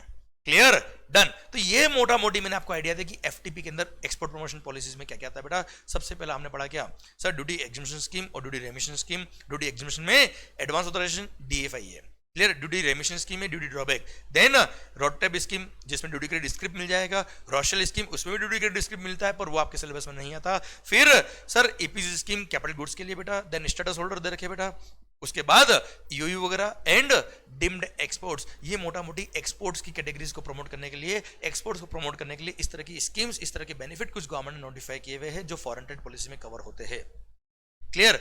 और बाकी कुछ जनरल प्रोविजंस दे रखे हैं फॉरेन ट्रेड पॉलिसी में जो इतने ज्यादा इंपॉर्टेंस के नहीं होते for the examination purpose. Okay बेटा, तो ये सिलेक्टेड पोर्शन आपके सिलेबस में रखा हुआ है। तो अब हम सर नोट्स ओपन करते हैं और नोट्स ओपन करके हम बात शुरू करते हैं रिगार्डिंग फॉरेन ट्रेड पॉलिसी के कंटेंट के बारे में बेटा। ओके आइए बच्चों, फॉरेन ट्रेड पॉलिसी। अच्छा आप चाहे एक बार you can have a click of this slides so that you know आपने नोटबुक के अंदर इसको नोट कर पाए। नोट अगर कर लिया आपने तो उससे क्या होगा, आपको इजी रहेगा before the exams, during the exams revise करने में, एक बार आपको ओवरव्यू लेने में एफटीपी होता है क्या बेटा। ओके फिर मैं बुक पढ़ाऊंगा, बुक से पढ़ा रहा हूं आपको कंटेंट, उसमें जो कुछ सिलेक्टेड पोर्शन में आपको मार्किंग करा दूंगा, अंडरलाइन कर दूंगा, वो अगर आपने रिवाइज कर लिया ढंग से, वो अगर आपने ढंग से पढ़ लिया तो आपका एग्जामिनेशन का मोटा मोटी सारा पोर्शन कवर हो जाएगा। Please have a click of this slide please sir. हाँ सर, पढ़ेगा इंडिया तभी तो बढ़ेगा इंडिया, और इंडिया बढ़ रहा है सर।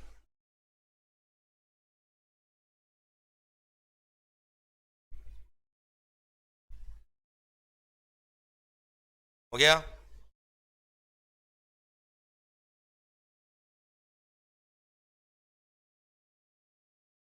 मालिक एक्सपोर्ट प्रमोशन स्कीम्स।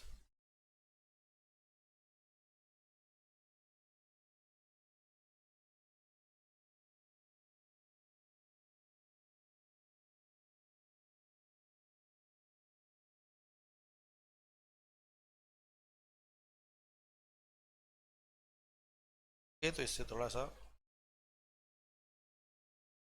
क्लियर दिखेगा, अब खींचिए फोटो।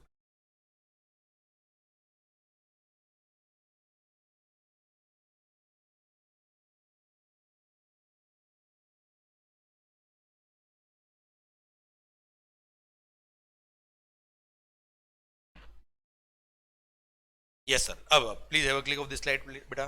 बड़ा काम का स्लाइड है ये अगर कर डाला मतलब लाइफ जिंगल वाला बेटा अपनी ध्यान एफटीपी को लेके।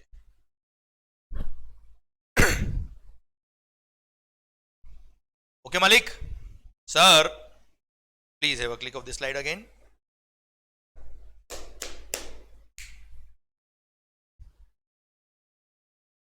ओके सर, आई होप मैंने यहां तक जो आपको समझाया वो आपको अच्छे समझ में आया है। आई होप सर आपने जो पढ़ा है अभी ये बड़ा काम का कंटेंट था, ये अगर आपने ढंग से रिवाइज किया तो मोटा मोटी आपको एफटीपी का आइडिया लग जाएगा। अब हम नोट से शुरू करते हैं बेटा। पर हाँ सर, मैं आपसे रिक्वेस्ट कर रहा हूं कि एफटीपी को जो पढ़े वो एक एक वर्ड वर्ड टू वर्ड रटने की जरूरत नहीं बेटा आपको। ओके आप ध्यान से सुनना समझना, क्योंकि सर एग्जामिनेशन पर्पस के लिए बहुत ज्यादा मार्क्स का कंटेंट एफटीपी का नहीं आता। पर हाँ उम्मीद है कि हो सकता है एक क्वेश्चन कभी बन जाए तो बन जाए बेटा, तो वो भी हम क्यों तैयारी उसी छोड़े। पर हाँ इतना अंदर मत गुजरना कि सर पता पड़ा रिमेनिंग 96 मार्क्स में इफेक्ट आ जाए बेटा, ठीक है। तो time management is very much important. Come time में आप सर मैक्सिमम कवर कैसे कर सकते हो वो ध्यान दीजिएगा बेटा आप, ठीक है।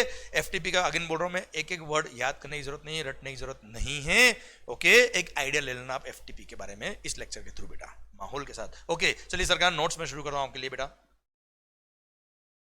ओके सरकार, ये आ गया आपके सामने क्या, फॉरेन ट्रेड पॉलिसी 2023। सर शुरुआत में इसका इंट्रोडक्शन की थ्योरी पार्ट दे रखा है। सर ये जो मैंने आपको समझाया है स्टार्टिंग में कि फॉरेन ट्रेड का लेजिस्लेशन, गवर्निंग लेजिस्लेशन कौन सा है sir, foreign trade development and regulations act, ठीक है, ministry of commerce and industry इसको गवर्न करता है सर। फिर सर फॉरेन ट्रेड पॉलिसी ये रहा sir, ministry of, union ministry of commerce and industry इसको अनाउंस करता है बेटा, ठीक है sir.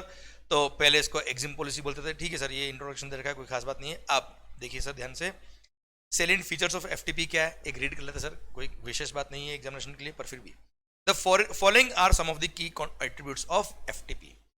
Export import of goods and services is generally free, मतलब आप कोई भी गुड्स इंपोर्ट करिए, कोई भी गुड्स एक्सपोर्ट करिए, वो फ्रीली इंपोर्ट एक्सपोर्ट है, except specifically regulated by provisions of policy और other laws for the timing in force. कुछ गुड्स के लिए क्या करेगा बेटा, जैसे याद रखा, export import of, export and import goods are broadly categorised as free, restricted और प्रोहिबिटेड। प्रोहिबिटेड मतलब इंपोर्ट करना ही नहीं है बेटा, फ्री मतलब आप फ्रीली इंपोर्ट एक्सपोर्ट करो, हमें कोई तकलीफ नहीं है। रेस्ट्रिक्टेड मतलब आप पहले ऑथराइजेशन लेके आइए, परमिशन लेके आइए, कंडीशंस दे रखी वो फुलफिल करिए, उसके बाद आप इंपोर्ट एक्सपोर्ट करिए, हमें कोई तकलीफ नहीं है बेटा, ठीक है सर। अब वो कौन कौन सी गुड्स है, गुड्स नहीं याद करना बेटा, ठीक sir. Now exports are promoted through various promotional schemes, goods and services to be exported but not the taxes. Sir government ने क्या बोला, आप गुड्स और सर्विस एक्सपोर्ट करिए बेटा, टैक्सेस एक्सपोर्ट मत करिए, क्लियर। इसलिए टैक्स फ्री एक्सपोर्ट किया गया है हमेशा, इसलिए इनपुट स्टेज पे भी टैक्स एग्जाम किया हुआ है, या टैक्स पे किया तो उसका रिफंड दिया गया है बेटा। Hence any indirect tax on export are either exempted और refunded on both output and inputs, clear, through application of various schemes in the form of duty exemption और ड्यूटी रिफंड, ड्रॉबैक हो गया, rebate हो गया, इस case में भी बेटा हाँ है ना बेटा। Capital goods can also be imported at nil duty under the scheme of EPCG. Just ये सेलेंट फीचर्स दे रखे बेटा एफटीपी के सर, ईओयू वगैरह। आप अगर 100, देखो आप सिंपल सी बात ये समझिए, अगर आप 100% एक्सपोर्ट करते हो तो ईओयू का आप लाइसेंस ले सकते हो बेटा। स्पेशल इकोनॉमिक जोन में अगर आपको सर ऑथराइज ऑपरेशंस के लिए अगर परमिशन मिल गई तो आप वहां एसजेड में अपनी यूनिट लगा सकते हो। पर सर अगर आपकी कुछ एक्सपोर्ट सर कुछ लोकल मार्केट में सेल करते हो तो ऐसे केस में you are a DTA unit, domestic tariff area में आपकी यूनिट होगी, और ऐसे केस में नॉर्मल यूनिट है बेटा, और नॉर्मल जो आप एक्सपोर्ट करो उसके रेस्पेक्ट में आपको बेनिफिट दिए गए बेटा। जरूरी नहीं कि आप 100% एक्सपोर्टर ही हो बेटा, clear. Then in certain specified cases imports get duty exemption, concession, remission, ये पूरा ही आपको आइडिया दे चुका हूं।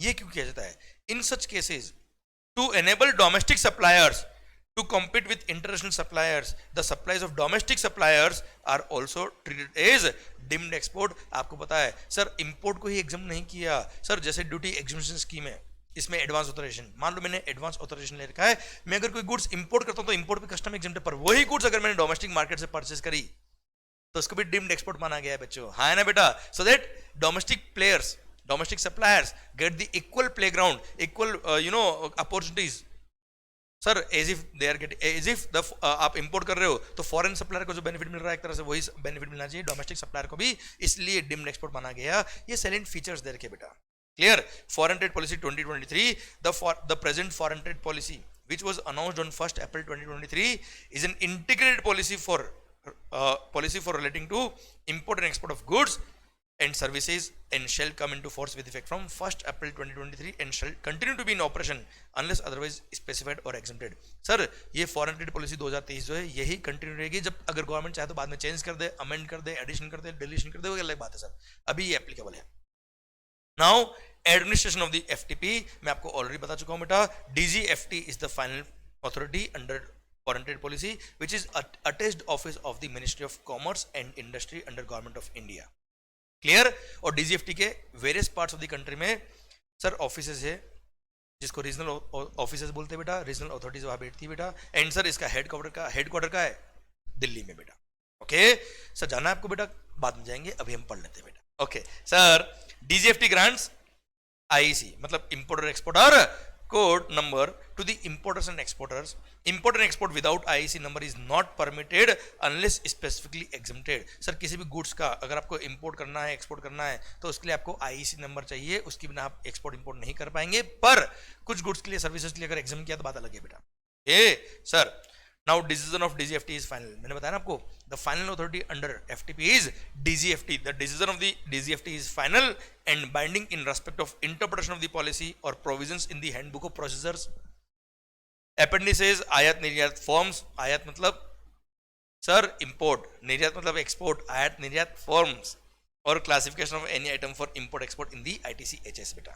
ITCHS मतलब सर क्लासिफिकेशन ऑफ गुड्स बेटा। Then DGFT online customer portal कौन सा है बेटा?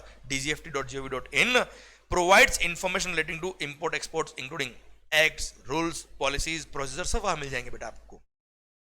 दी online facilities for ERCMC registration cum membership certificate या registration certificate related procedures, e-certificate of origin and quality control and trade disputes are also available on the said common digital platform। कुल मिला के sir आपको sir IEC के लिए apply करना वहाँ apply कर सकते हो, कोई रजिस्ट्रेशन सर्टिफिकेट के लिए अप्लाई करना वहाँ अप्लाई कर सकते हो, कोई एक्ट देखना है, नोटिफिकेशन देखना है, सारे प्रोविजंस वहाँ देखने वहाँ अप्लाई कर सकते हो, सर बेनिफिट के लिए अप्लाई करना है वहाँ से अप्लाई कर सकते हो। ये ऑनलाइन पोर्टल गवर्नमेंट ने बना दिया है जो 24/7 चलता है। ऑब्वियसली ऑनलाइन है तो ऑब्वियसली 24/7 ही चलेगा sir. Okay, now other authorities involve मैं आपसे ऑलरेडी बात कर चुका हूँ। CBIC, RBI and all state GST departments are also involve to implement the GST which work in close coordination with the other agencies to implement the policies framed under foreign trade policy बेटा। ठीक है sir, ठीक।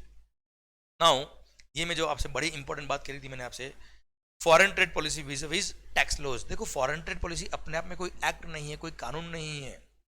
Foreign trade policy तो एक guideline देगा जिसको implement किया जाता है थ्रू एक्ट। तो definitely sir provisions of the act के थ्रू या नोटिफिकेशन के थ्रू अगर किसी पॉइंट को किसी मान लो किसी इस गुड्स के एक्सपोर्ट को एग्जाम किया या इस गुड्स के इंपोर्ट पे कस्टम एग्जाम किया, तो सर फॉरेन ट्रेड पॉलिसी ने बोला कि इसको एग्जाम करना है, पर एक्ट का नोटिफिकेशन अब तक नहीं आया, तो it will not be implemented. इसका इंप्लीमेंटेशन कब होगा? जब एक्ट का नोटिफिकेशन आएगा।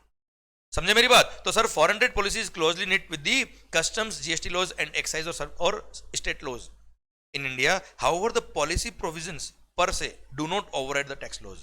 Tax laws will always override the foreign trade policy बेटा। per se मतलब सर prima facie बेटा। Sir however the policy provisions per se do not override the tax laws बेटा। तो ये पॉलिसी प्रोविजंस जो है वो गाइडलाइंस है बेटा, they will never override the tax laws. Tax laws में लिखा होगा वही माना जाएगा, वो एक्ट है। द एग्जम्पशन एक्सटेंड, पता है एक बार क्वेश्चन आया एग्जाम में, इसलिए मैं आपको एक एक लाइन पढ़ा रहा हूँ सर, ध्यान देना। The exemptions extended by FTP are given effect to by issuing notification under the respective tax laws. जब तक नोटिफिकेशन नहीं आएगा तब तक एग्जम्पशन नहीं मिल पाएगा। Example custom tariff act. Thus actual benefit of exemption depends upon the language of the notification exemption issued by the CBIC। जब तक exemption notification नहीं आएगा तब तक वो उसका actual implementation ना हो पाएगा। In most of the cases, the exemption notifications refer to policy provisions for detailed condition। कि detailed condition देखनी तो वो policy में देख लीजिए आप। Ministry of Finance or tax authorities cannot question the decision of authorities under Ministry of Commerce so far as the issue of authorization etc. is concerned। तो sir ध्यान देना बेटा, टैक्स अथॉरिटीज जो अथॉरिटीज ने डिसीजन लिया under ministry of commerce उसको question नहीं करेगी, नोटिफिकेशन को में जो लिखा है उसको फॉलो करना पड़ेगा। देन देखो एक जस्ट नॉलेज के लिए लिख रखा है FTP handbook of procedures under FTP, CGST act, SGST act, IGST act, GST, central excise act petroleum वगैरह के लिए बेटा, customs act and notification issued there under form an integral part of the scheme. Sir ये सब मिलके integral part of the scheme for indirect tax बनाते बेटा। All these statutes have to be read as a whole and not in isolation. ये सब मिलके जब आपको समझ में आएगा तब जाके आपको समझ में आएगा इंडायरेक्ट टैक्स क्या है, since they are series of statutes relating to related subject matters. हाँ है ना भाई, इसलिए तो सर GST, कस्टम्स, FTP आपके सिलेबस में आता है। ओके डन सरकार। नाउ कंटेंट ऑफ FTP मैं आपसे ऑलरेडी बात कर चुका हूं।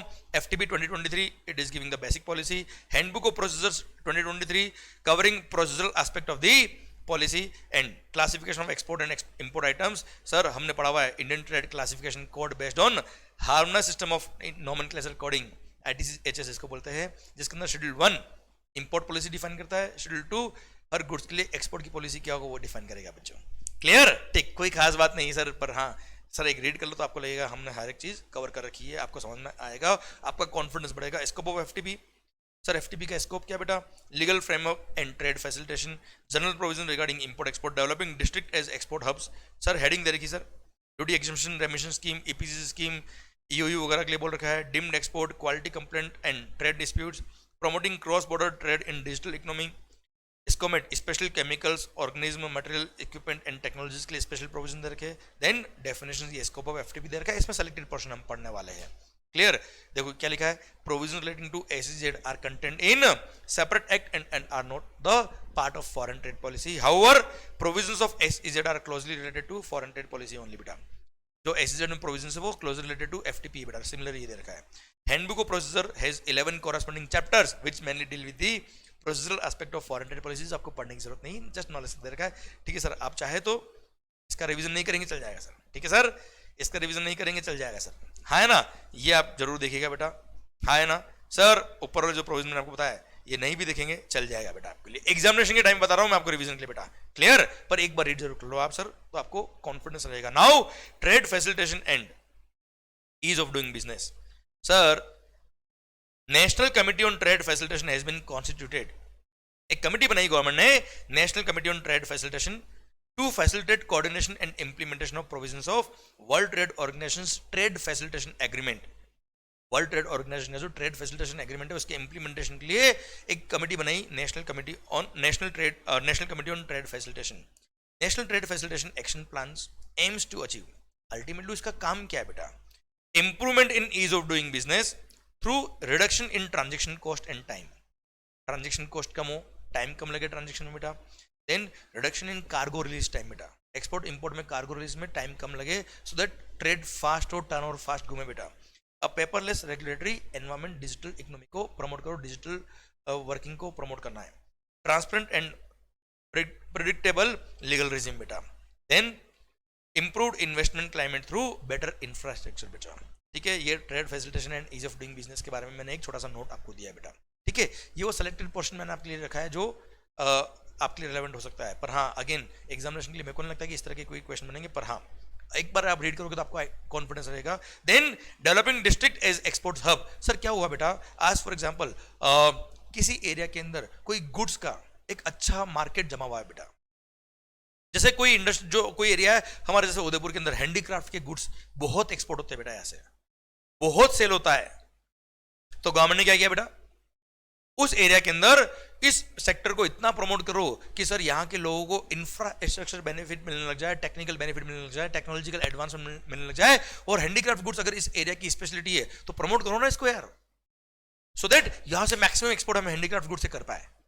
क्लियर? ऐसे ही अलग अलग एरिया को डिफाइन किया इन्होंने सर। सर पढ़ो, every district has product and services which are being exported and can be further promoted along with new product or services to increase the production, grow exports, generate economic activity and achieve the goal of Atmanirbhar Bharat, vocal for local and make in India project।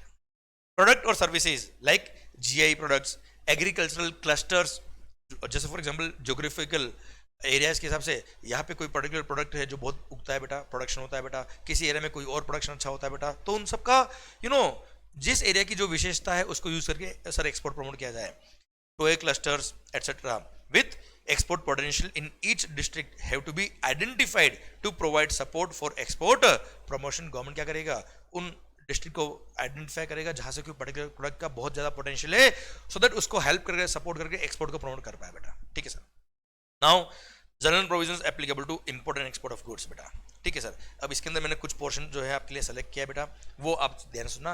कोई भी goods का आप import export करो तो it is freely importable, freely exportable, except if it is restricted और prohibited. देखो restricted होगा तो कुछ कंडीशंस, क्लियर, वो आपको फुलफिल करनी पड़ेगी, ऑथराइजेशन लेना पड़ेगा। एंड यहां लिख दिया क्या सर, प्रोहिबिटेड आइटम अगर है तो भाई साहब उसको इंपोर्ट करना ही नहीं है। और हाँ सर, कुछ गुड्स इन्होंने नोटिफाई कर लेंगे, स्पेसिफाई कर देंगे जो स्टेट ट्रेडिंग एंटरप्राइजेस के थ्रू ही आप इंपोर्ट करो, वही लोग इंपोर्ट एक्सपोर्ट कर सकते हैं बेटा, और कोई नहीं कर पाएगा। हम पढ़ेंगे आगे, दे रखा है इसके बारे में नोट सर, कोई खास बात नहीं होगी सर। ओके, अब मेरे को जो इसके अंदर लगता है रेलेवेंट पॉइंट, सुनना ध्यान से बेटा। अब सबसे पहली बात, स्टेट ट्रेडिंग एंटरप्राइज क्या होता है बेटा। सर कुछ गुड्स, आज जैसे ऑयल हो गया बेटा, क्या हर कोई इसमें ट्रेड कर सकता है क्या? पेट्रोल में बताओ आप मुझे। ठीक है, उस तरह के लिए यहां नोटिफाई क्या, देखना ध्यान से।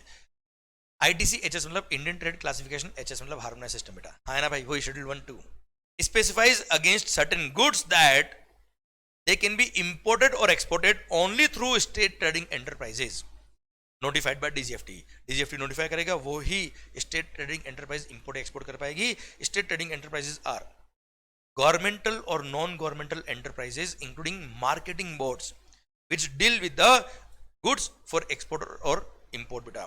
Some of the examples there के बेटा are Food Corporation of India, Oil and Natural Gas Corporation Limited बेटा, हाँ है ना भाई sir, national fertilizers limited, Indian rare earth limited, national dairy development board, national agricultural cooperative marketing federation of India, जिसको नाफेड बोलते हैं बेटा हम, state cooperative marketing federation etcetera. Sir जैसे बेस्ट एग्जांपल आप केवल एक याद रखिए बेटा नाम, oil and natural gas corporation limited. Sir आज पेट्रोलियम ये हर कोई इंपोर्ट एक्सपोर्ट कर सकता है क्या? हर कोई ट्रेड कर सकता है क्या? नहीं. तो इस तरह की कुछ गुड्स है, कुछ सेक्टर्स है जहाँ पे गवर्नमेंट ने नोटिफाई कर दिया, डीजीएफटी ने प्रिस्क्राइब कर दिया कि ये लोग ही इन पर्टिकुलर गुड्स का एक्सपोर्ट इंपोर्ट कर पाएंगे, तो वो ही कर पाएंगे, कोई और नहीं कर पाएगा. देन इंपोर्टर एक्सपोर्ट कोड, पता है आईसी कोड क्या होता है? आपका जो पैन नंबर है ना बेटा, 10 डिजिट पैन नंबर, वही आपका आईसी कोड होता है, पर आपको डीजीएफटी की वेबसाइट से इश्यू कराना पड़ता है उसी को. पैन नंबर वही आएगा, but that should B through DGFT website बेटा. क्लियर? और वो अगर आपके पास होगा तो ही आप इंपोर्ट एक्सपोर्ट ऑफ गुड्स कर पाएंगे. इंपोर्ट एक्सपोर्ट का बेनिफिट आप तभी ले पाएंगे बेटा. क्लियर? देखिए गुड्स के एक्सपोर्ट इंपोर्ट में तो आईसी कंपलसरी बेटा, सर्विसेज के एक्सपोर्ट इंपोर्ट पे आईसी कंपलसरी नहीं. आपको अगर एक्सपोर्ट के बेनिफिट लेने हैं तो आप आईसी होल्डर बनिए सर्विस सप्लायर में, अदरवाइज सर गुड्स के केस में तो कंपलसरी होगा ही होगा आईसी बेटा. अच्छा, कुछ गुड्स कुछ सर्विसेज में अगर स्पेसिफिकली मना कर दे बात अलग होगी सर. ठीक है सर, पढ़िए एक बार. A person can undertake export or import activity only after obtaining IEC unless specifically exempted. It is a 10 character alphanumeric number allotted to an entity. It is the same number as the applicant's PAN. जो PAN number होता है वही IEC code होता है, but it is issued separately by the DGFT. An online application has to be made for IEC. Specified category of importer or exporter are exempted from obtaining IEC. कुछ category of लोगों को माफ क्या बात लगे.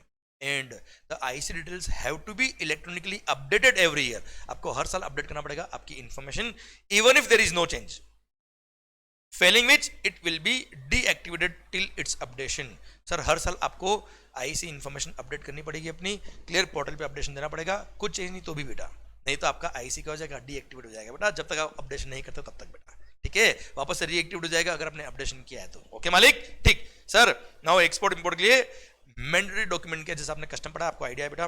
For export following documents are mandatory. Sir bill of lading, भाई आप export कर रहे हो ना बेटा, तो सर जब आपने goods shipping bill shipping company को दिया होगा, उसने आपको डॉक्यूमेंट इशू किया होगा, मेट्स रिसिट, वो मेट्स रिसिट आपने दिया होगा सर शिपिंग कंपनी के एजेंट को, तो वो क्या करता है? आपको बिल ऑफ लेडिंग इशू करता है. सेम वे एयरवे के केस में airway bill, lorry receipt, railway receipt और पोस्टल रिसिट, कि हाँ एक्चुअली आपने गुड्स उस शिपिंग कंपनी को, उस ट्रांसपोर्टर को दे दिया है बेटा. ठीक है. Second, commercial invoice cum packing list और separate invoice and packing list, जिसके अंदर लिखा होगा कौन कौन सी गुड्स है और इनवॉइस भी होगा बेटा. एंड शिपिंग बिल और बिल ऑफ एक्सपोर्ट और पोस्टल बिल ऑफ एक्सपोर्ट, ये तो मैंडेटरी डॉक्यूमेंट है. ये एक्सपोर्ट के लिए बेटा क्या क्या होगा? एक तो आपने ऑब्वियसली एक्सपोर्ट में शिपिंग बिल फाइल किया होगा बेटा, या व्हीकल के थ्रू करो तो बिल ऑफ एक्सपोर्ट, पोस्ट के थ्रू करो तो पोस्टल बिल ऑफ एक्सपोर्ट. ठीक है. Invoice cum packing list and sir bill of lading, ये this are the mandatory document to export the goods. Same way for import, import के लिए bill of lading या airway bill, lorry receipt, railway receipt और postal receipt, and commercial invoice cum packing list जो सामने वाले ने issue किया होगा, और last bill of entry for custom clearance बेटा. हाँ है ना बेटा. And for import export of specific goods and और in case of specific cases of export import, additional document में ऑल्सो भी नोटिफाइड और सॉर्ट बेटा. कस्टम डिपार्टमेंट चाहे तो कुछ एडिशनल डॉक्यूमेंट भी नोटिफाई कर सकता है कुछ स्पेसिफिक इंपोर्ट एक्सपोर्ट के लिए, but these are the mandatory document जो तो इंपोर्ट एक्सपोर्ट में होने ही चाहिए. क्लियर? ठीक सर. अब provisions relating to import of goods, ध्यान देना बेटा. ऊपर तो प्रोसीजर था बेटा, अब यहाँ पे मैंने 2-3 पॉइंट्स ऐसे लिखे मस्त, जो इसके 2-2 मार्क के, 1-1 मार्क का, कभी न्यूमेरिकल, कभी एमसीक्यू वगैरह बन सकता है बेटा. ठीक है. एक्चुअल यूजर कंडीशन क्या होता है बेटा? Sir goods which are freely importable. देखो बेटा मैंने आपको ऑलरेडी बता दिया, एक्चुअल यूजर कंडीशन मतलब जिसने इंपोर्ट किया वही यूज करेगा. पढ़ो एक बार. Goods which are importable freely without any restriction may be imported by any person, कोई भी इंपोर्ट करे. However if such imports requires an authorization, actual user alone may import such goods unless said condition is specifically dispensed with by the DGFT. मतलब ये है बेटा, अगर किसी goods के लिए कोई ऑथराइजेशन रिक्वायर्ड है कि ये मशीन या ये गुड्स आप ही इंपोर्ट कर सकते हो, ये ऑथराइजेशन आपने लिया तो अब आप ही इंपोर्ट करोगे, पर अगर सर ध्यान देना आपके लिए वो परमिशन ली तो उस गुड्स को यूज भी आप ही करोगे, अनलेस DGFT बोला ठीक है इंपोर्ट करने के बाद आप किसी को भी बेचो, हमें कोई तकलीफ नहीं है, तो एक अलग बात है. अदरवाइज सर अगर किसी गुड्स के लिए ऑथराइजेशन रिक्वायर्ड है इंपोर्ट एक्सपोर्ट के लिए तो आप ही यूज करोगे, उसको बोलते हैं actual user condition, unless DGFT has specifically exempted this condition, बात अलग होगी sir. Okay, now import of specific category of goods. अब सुनना बच्चों ध्यान से, यहां पे जो मैं बता रहा हूं इसमें और इसमें दो न्यूमेरिकल फिगर दे रखे जिसका एमसीक्यू बन सकता है। Import of specific categories of goods, sir samples, import of samples, even import of samples of even restricted items, जिसके इंपोर्ट क्या किया है बेटा, रेस्ट्रिक्ट किया हुआ, वो भी चलेगा। एज अ सैंपल आप इंपोर्ट कर रहे हो for your business purpose, import of sample of even restricted item is allowed without import authorisation. आपको सैंपल इंपोर्ट करने के लिए कोई ऑथराइजेशन की जरूरत नहीं है, भले वो गुड्स क्या है, रेस्ट्रिक्टेड है, प्रोहिबिटेड की बात नहीं कर रहा, रेस्ट्रिक्टेड बेटा।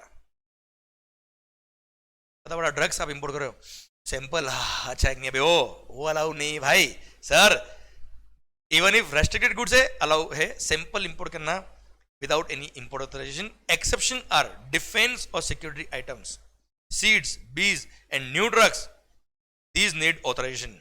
भले इनका सैंपल इंपोर्ट कर रहे हो तो भी डिफेंस और सिक्योरिटी आइटम, सीड्स, बीज एंड न्यू ड्रग्स अगर आप इंपोर्ट कर रहे हो तो ऑथराइजेशन चाहिए बेटा, ठीक है सर। अब ये फिगर याद रखना बेटा, इनको मार्क कर लेना बेटा। Duty free import of samples up to ₹3 lakh for all exporters shall be allowed subject to terms and condition of the custom notification. 3 lakh रुपए तक के सैंपल्स, 3 लाख रुपए तक के सैंपल्स ड्यूटी फ्री इंपोर्ट कर सकते हो आप। आई रिपीट, कितना बेटा, samples of up to ₹3 lakh, ये फिगर याद रखना, आप इंपोर्ट कर सकते हो if you are an exporter without payment of any custom duty, ठीक है। गिफ्ट के लिए 5 लाख लिमिट दे रखा है बेटा, बताऊंगा तुम्हें मैं। गिफ्ट्स पढ़ो सर, इंपोर्ट ऑफ गिफ्ट्स, अच्छा वो एक्सपोर्ट में दे रखा है, ठीक है सर, अभी इंपोर्ट पढ़ो बेटा। Import of gifts including those purchase from e commerce portals through post और courier where custom clearance is sought as gift is prohibited बेटा। मतलब कोई भी गिफ्ट इंपोर्ट अगर आपको करना है, including those purchase from e commerce portal बेटा, आपने किसी आउट ऑफ इंडिया की किसी वेबसाइट से कुछ परचेज किया है, क्लियर, उसका अगर आप इंपोर्ट कर रहे हो थ्रू पोस्ट या courier where custom clearance is sought as gift, जहाँ पे आपने कस्टम क्लियरेंस कराते वक्त उसमें लिखवा है क्या, this is imported as gift, तो सर बाय पोस्ट या कुरियर कोई गुड्स आ रहा है एज ए गिफ्ट तो इट इज प्रोहिबिटेड, है ही नहीं अलाउ। बाय पोस्ट या कुरियर अगर कोई goods as a gift India में आ रहा तो इट इज प्रोहिबिटेड बेटा। द एक्सेप्शंस आर पवित्र Rakhi, the exceptions are Rakhi and life saving medicine. आप किसी को लाइफ सेविंग मेडिसिन गिफ्ट कर रहे हो या राखी गिफ्ट कर रहे हो, एज अ गिफ्ट आ रही है, भली बाय पोस्ट आए भली वो कुरियर आए। सर विदेश से किसने आपको राखी भेजी बेटा, सर जैसे हमारे बैच में फेस टू फेस बैच में नील हो गया, क्लियर सर, है ना सर, इस तरह के बच्चे हैं, आपको मान लो ओ भाई साहब राखी आई है कहाँ से, आउट ऑफ इंडिया से, कहाँ से, किस देश आई है, अब समझ रहे हो बेटा, क्लियर। तो सर ऐसे केस में एज ए गिफ्ट अगर आपको राखी आई है, लाइफ सेविंग ड्रग्स आए हैं, लाइफ सेविंग मेडिसिन आई है तो वो चलेगा सर, अदरवाइज कोई भी गिफ्ट बाय पोस्ट या बाय ई कॉमर्स पोर्टल या बाय कुरियर अलाउ नहीं है, clear. Gifts however can be imported upon payment of applicable custom duty, आप कस्टम पे करके फिर उसका कस्टम क्लियरेंस कराओ, हमें कोई दिक्कत नहीं है। If duty leviable on Rakhi is up to ₹100, no duty will be collected on the same. Sir 100 रुपए तक का कस्टम ड्यूटी है तो सर उस पर कस्टम्स वैसे भी एग्जम्प्ट होता है, सर आपको पता है, ऑन इंपोर्ट ऑफ गुड्स 100 रुपए तक का कस्टम किसी गुड्स पर लगता है तो कस्टम एग्जम्प्ट है, वही राखी के लिए लिखा है बेटा, ओके। आइए पैसेंजर बैगेज, सर आप आउट ऑफ इंडिया से आप आ रहे हो इंडिया में तो following passengers are allowed to be imported as part of passenger baggage without an authorisation subject to baggage rules, हमने पढ़ा हुआ सर बैगेज ऑलरेडी बेटा। Bona fide household goods and personal effects, samples of items freely importable under FTP and drawings, patterns, labels, price tags, buttons, belts, trimming and embellishment required for export.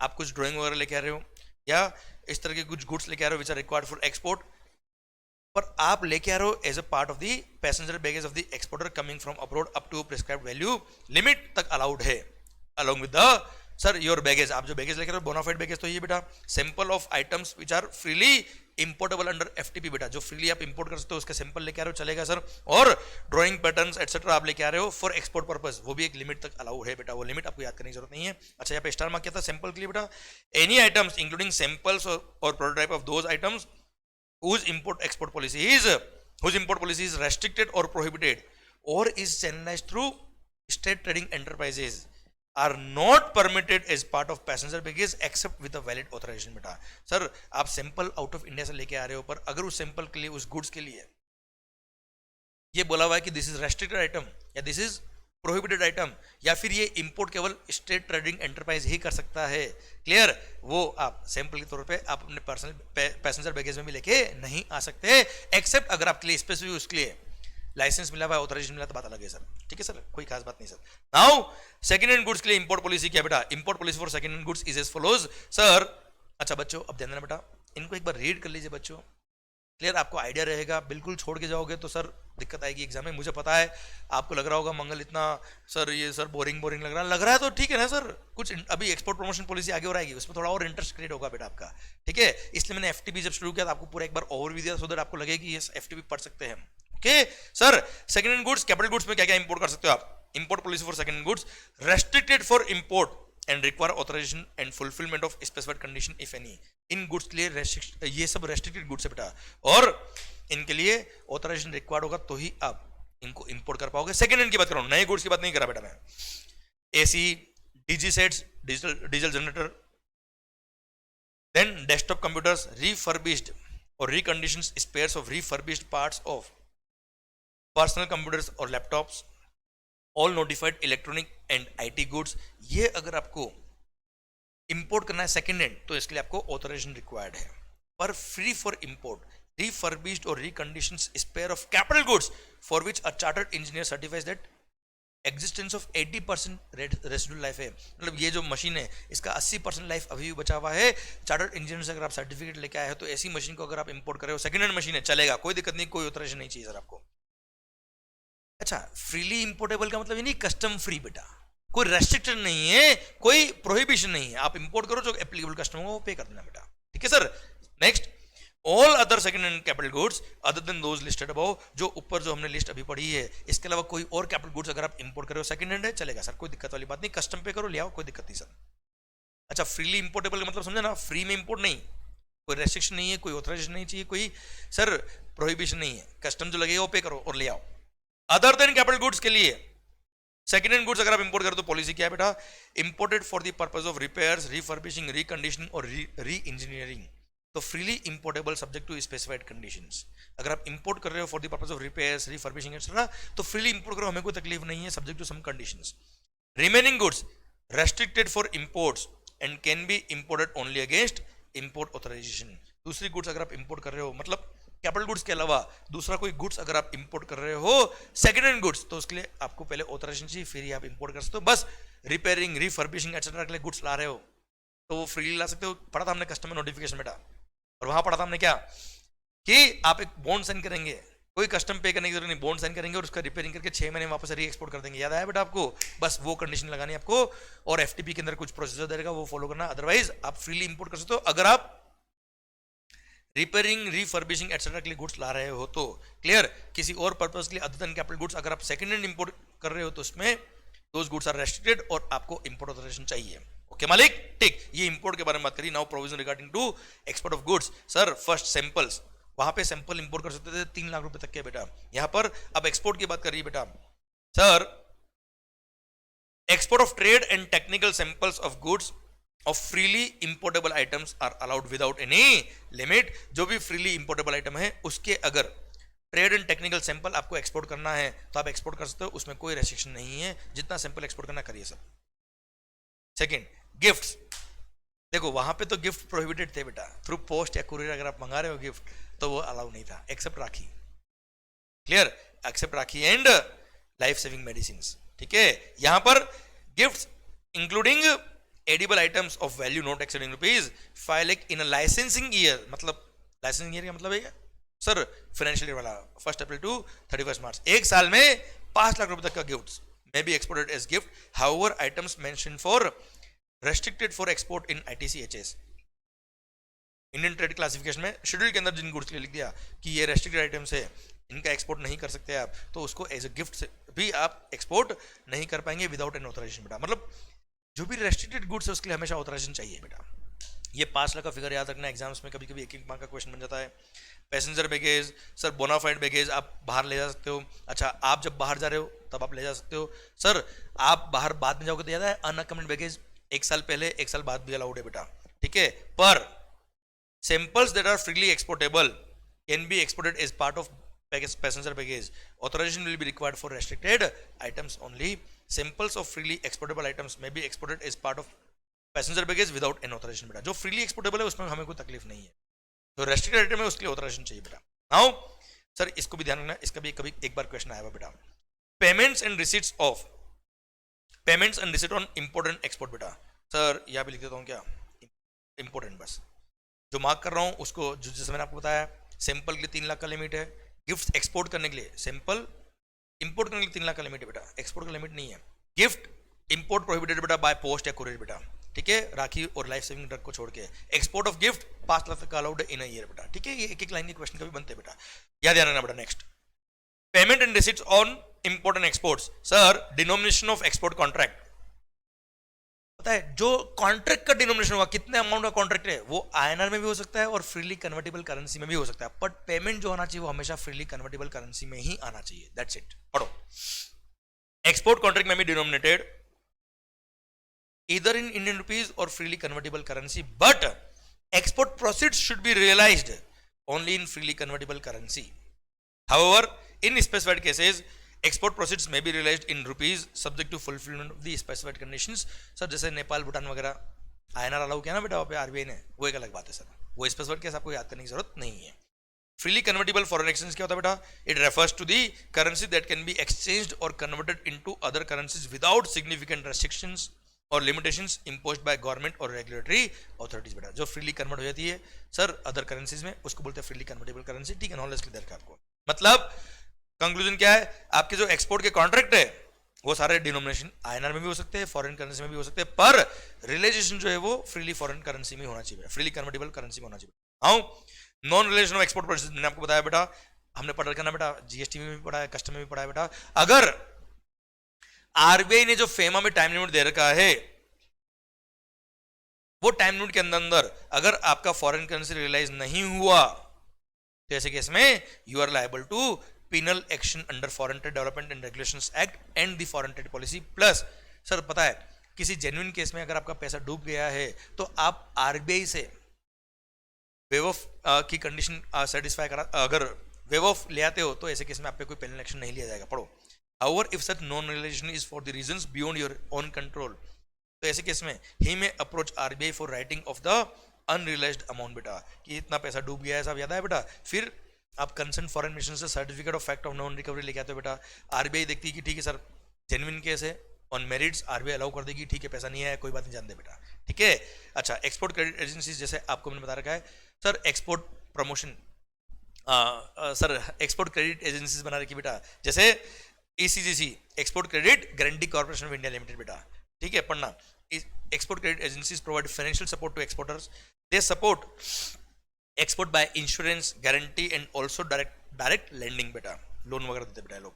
For instance export credit guarantee corporation of India limited, EXIM bank etcetera, these are the export credit agencies जो आपको इस तरह का financial support provide करती है बेटा for export import. Okay done, ये कुछ जनरल प्रोविजन मैंने आपको पढ़ा है, ये भी सेलेक्टेड मैंने पढ़ा है बेटा आपको, सो दैट आप ये चीजें ऐसी थी जो आप इजी वे में ग्रैस्प कर सकते हो बेटा, ठीक है।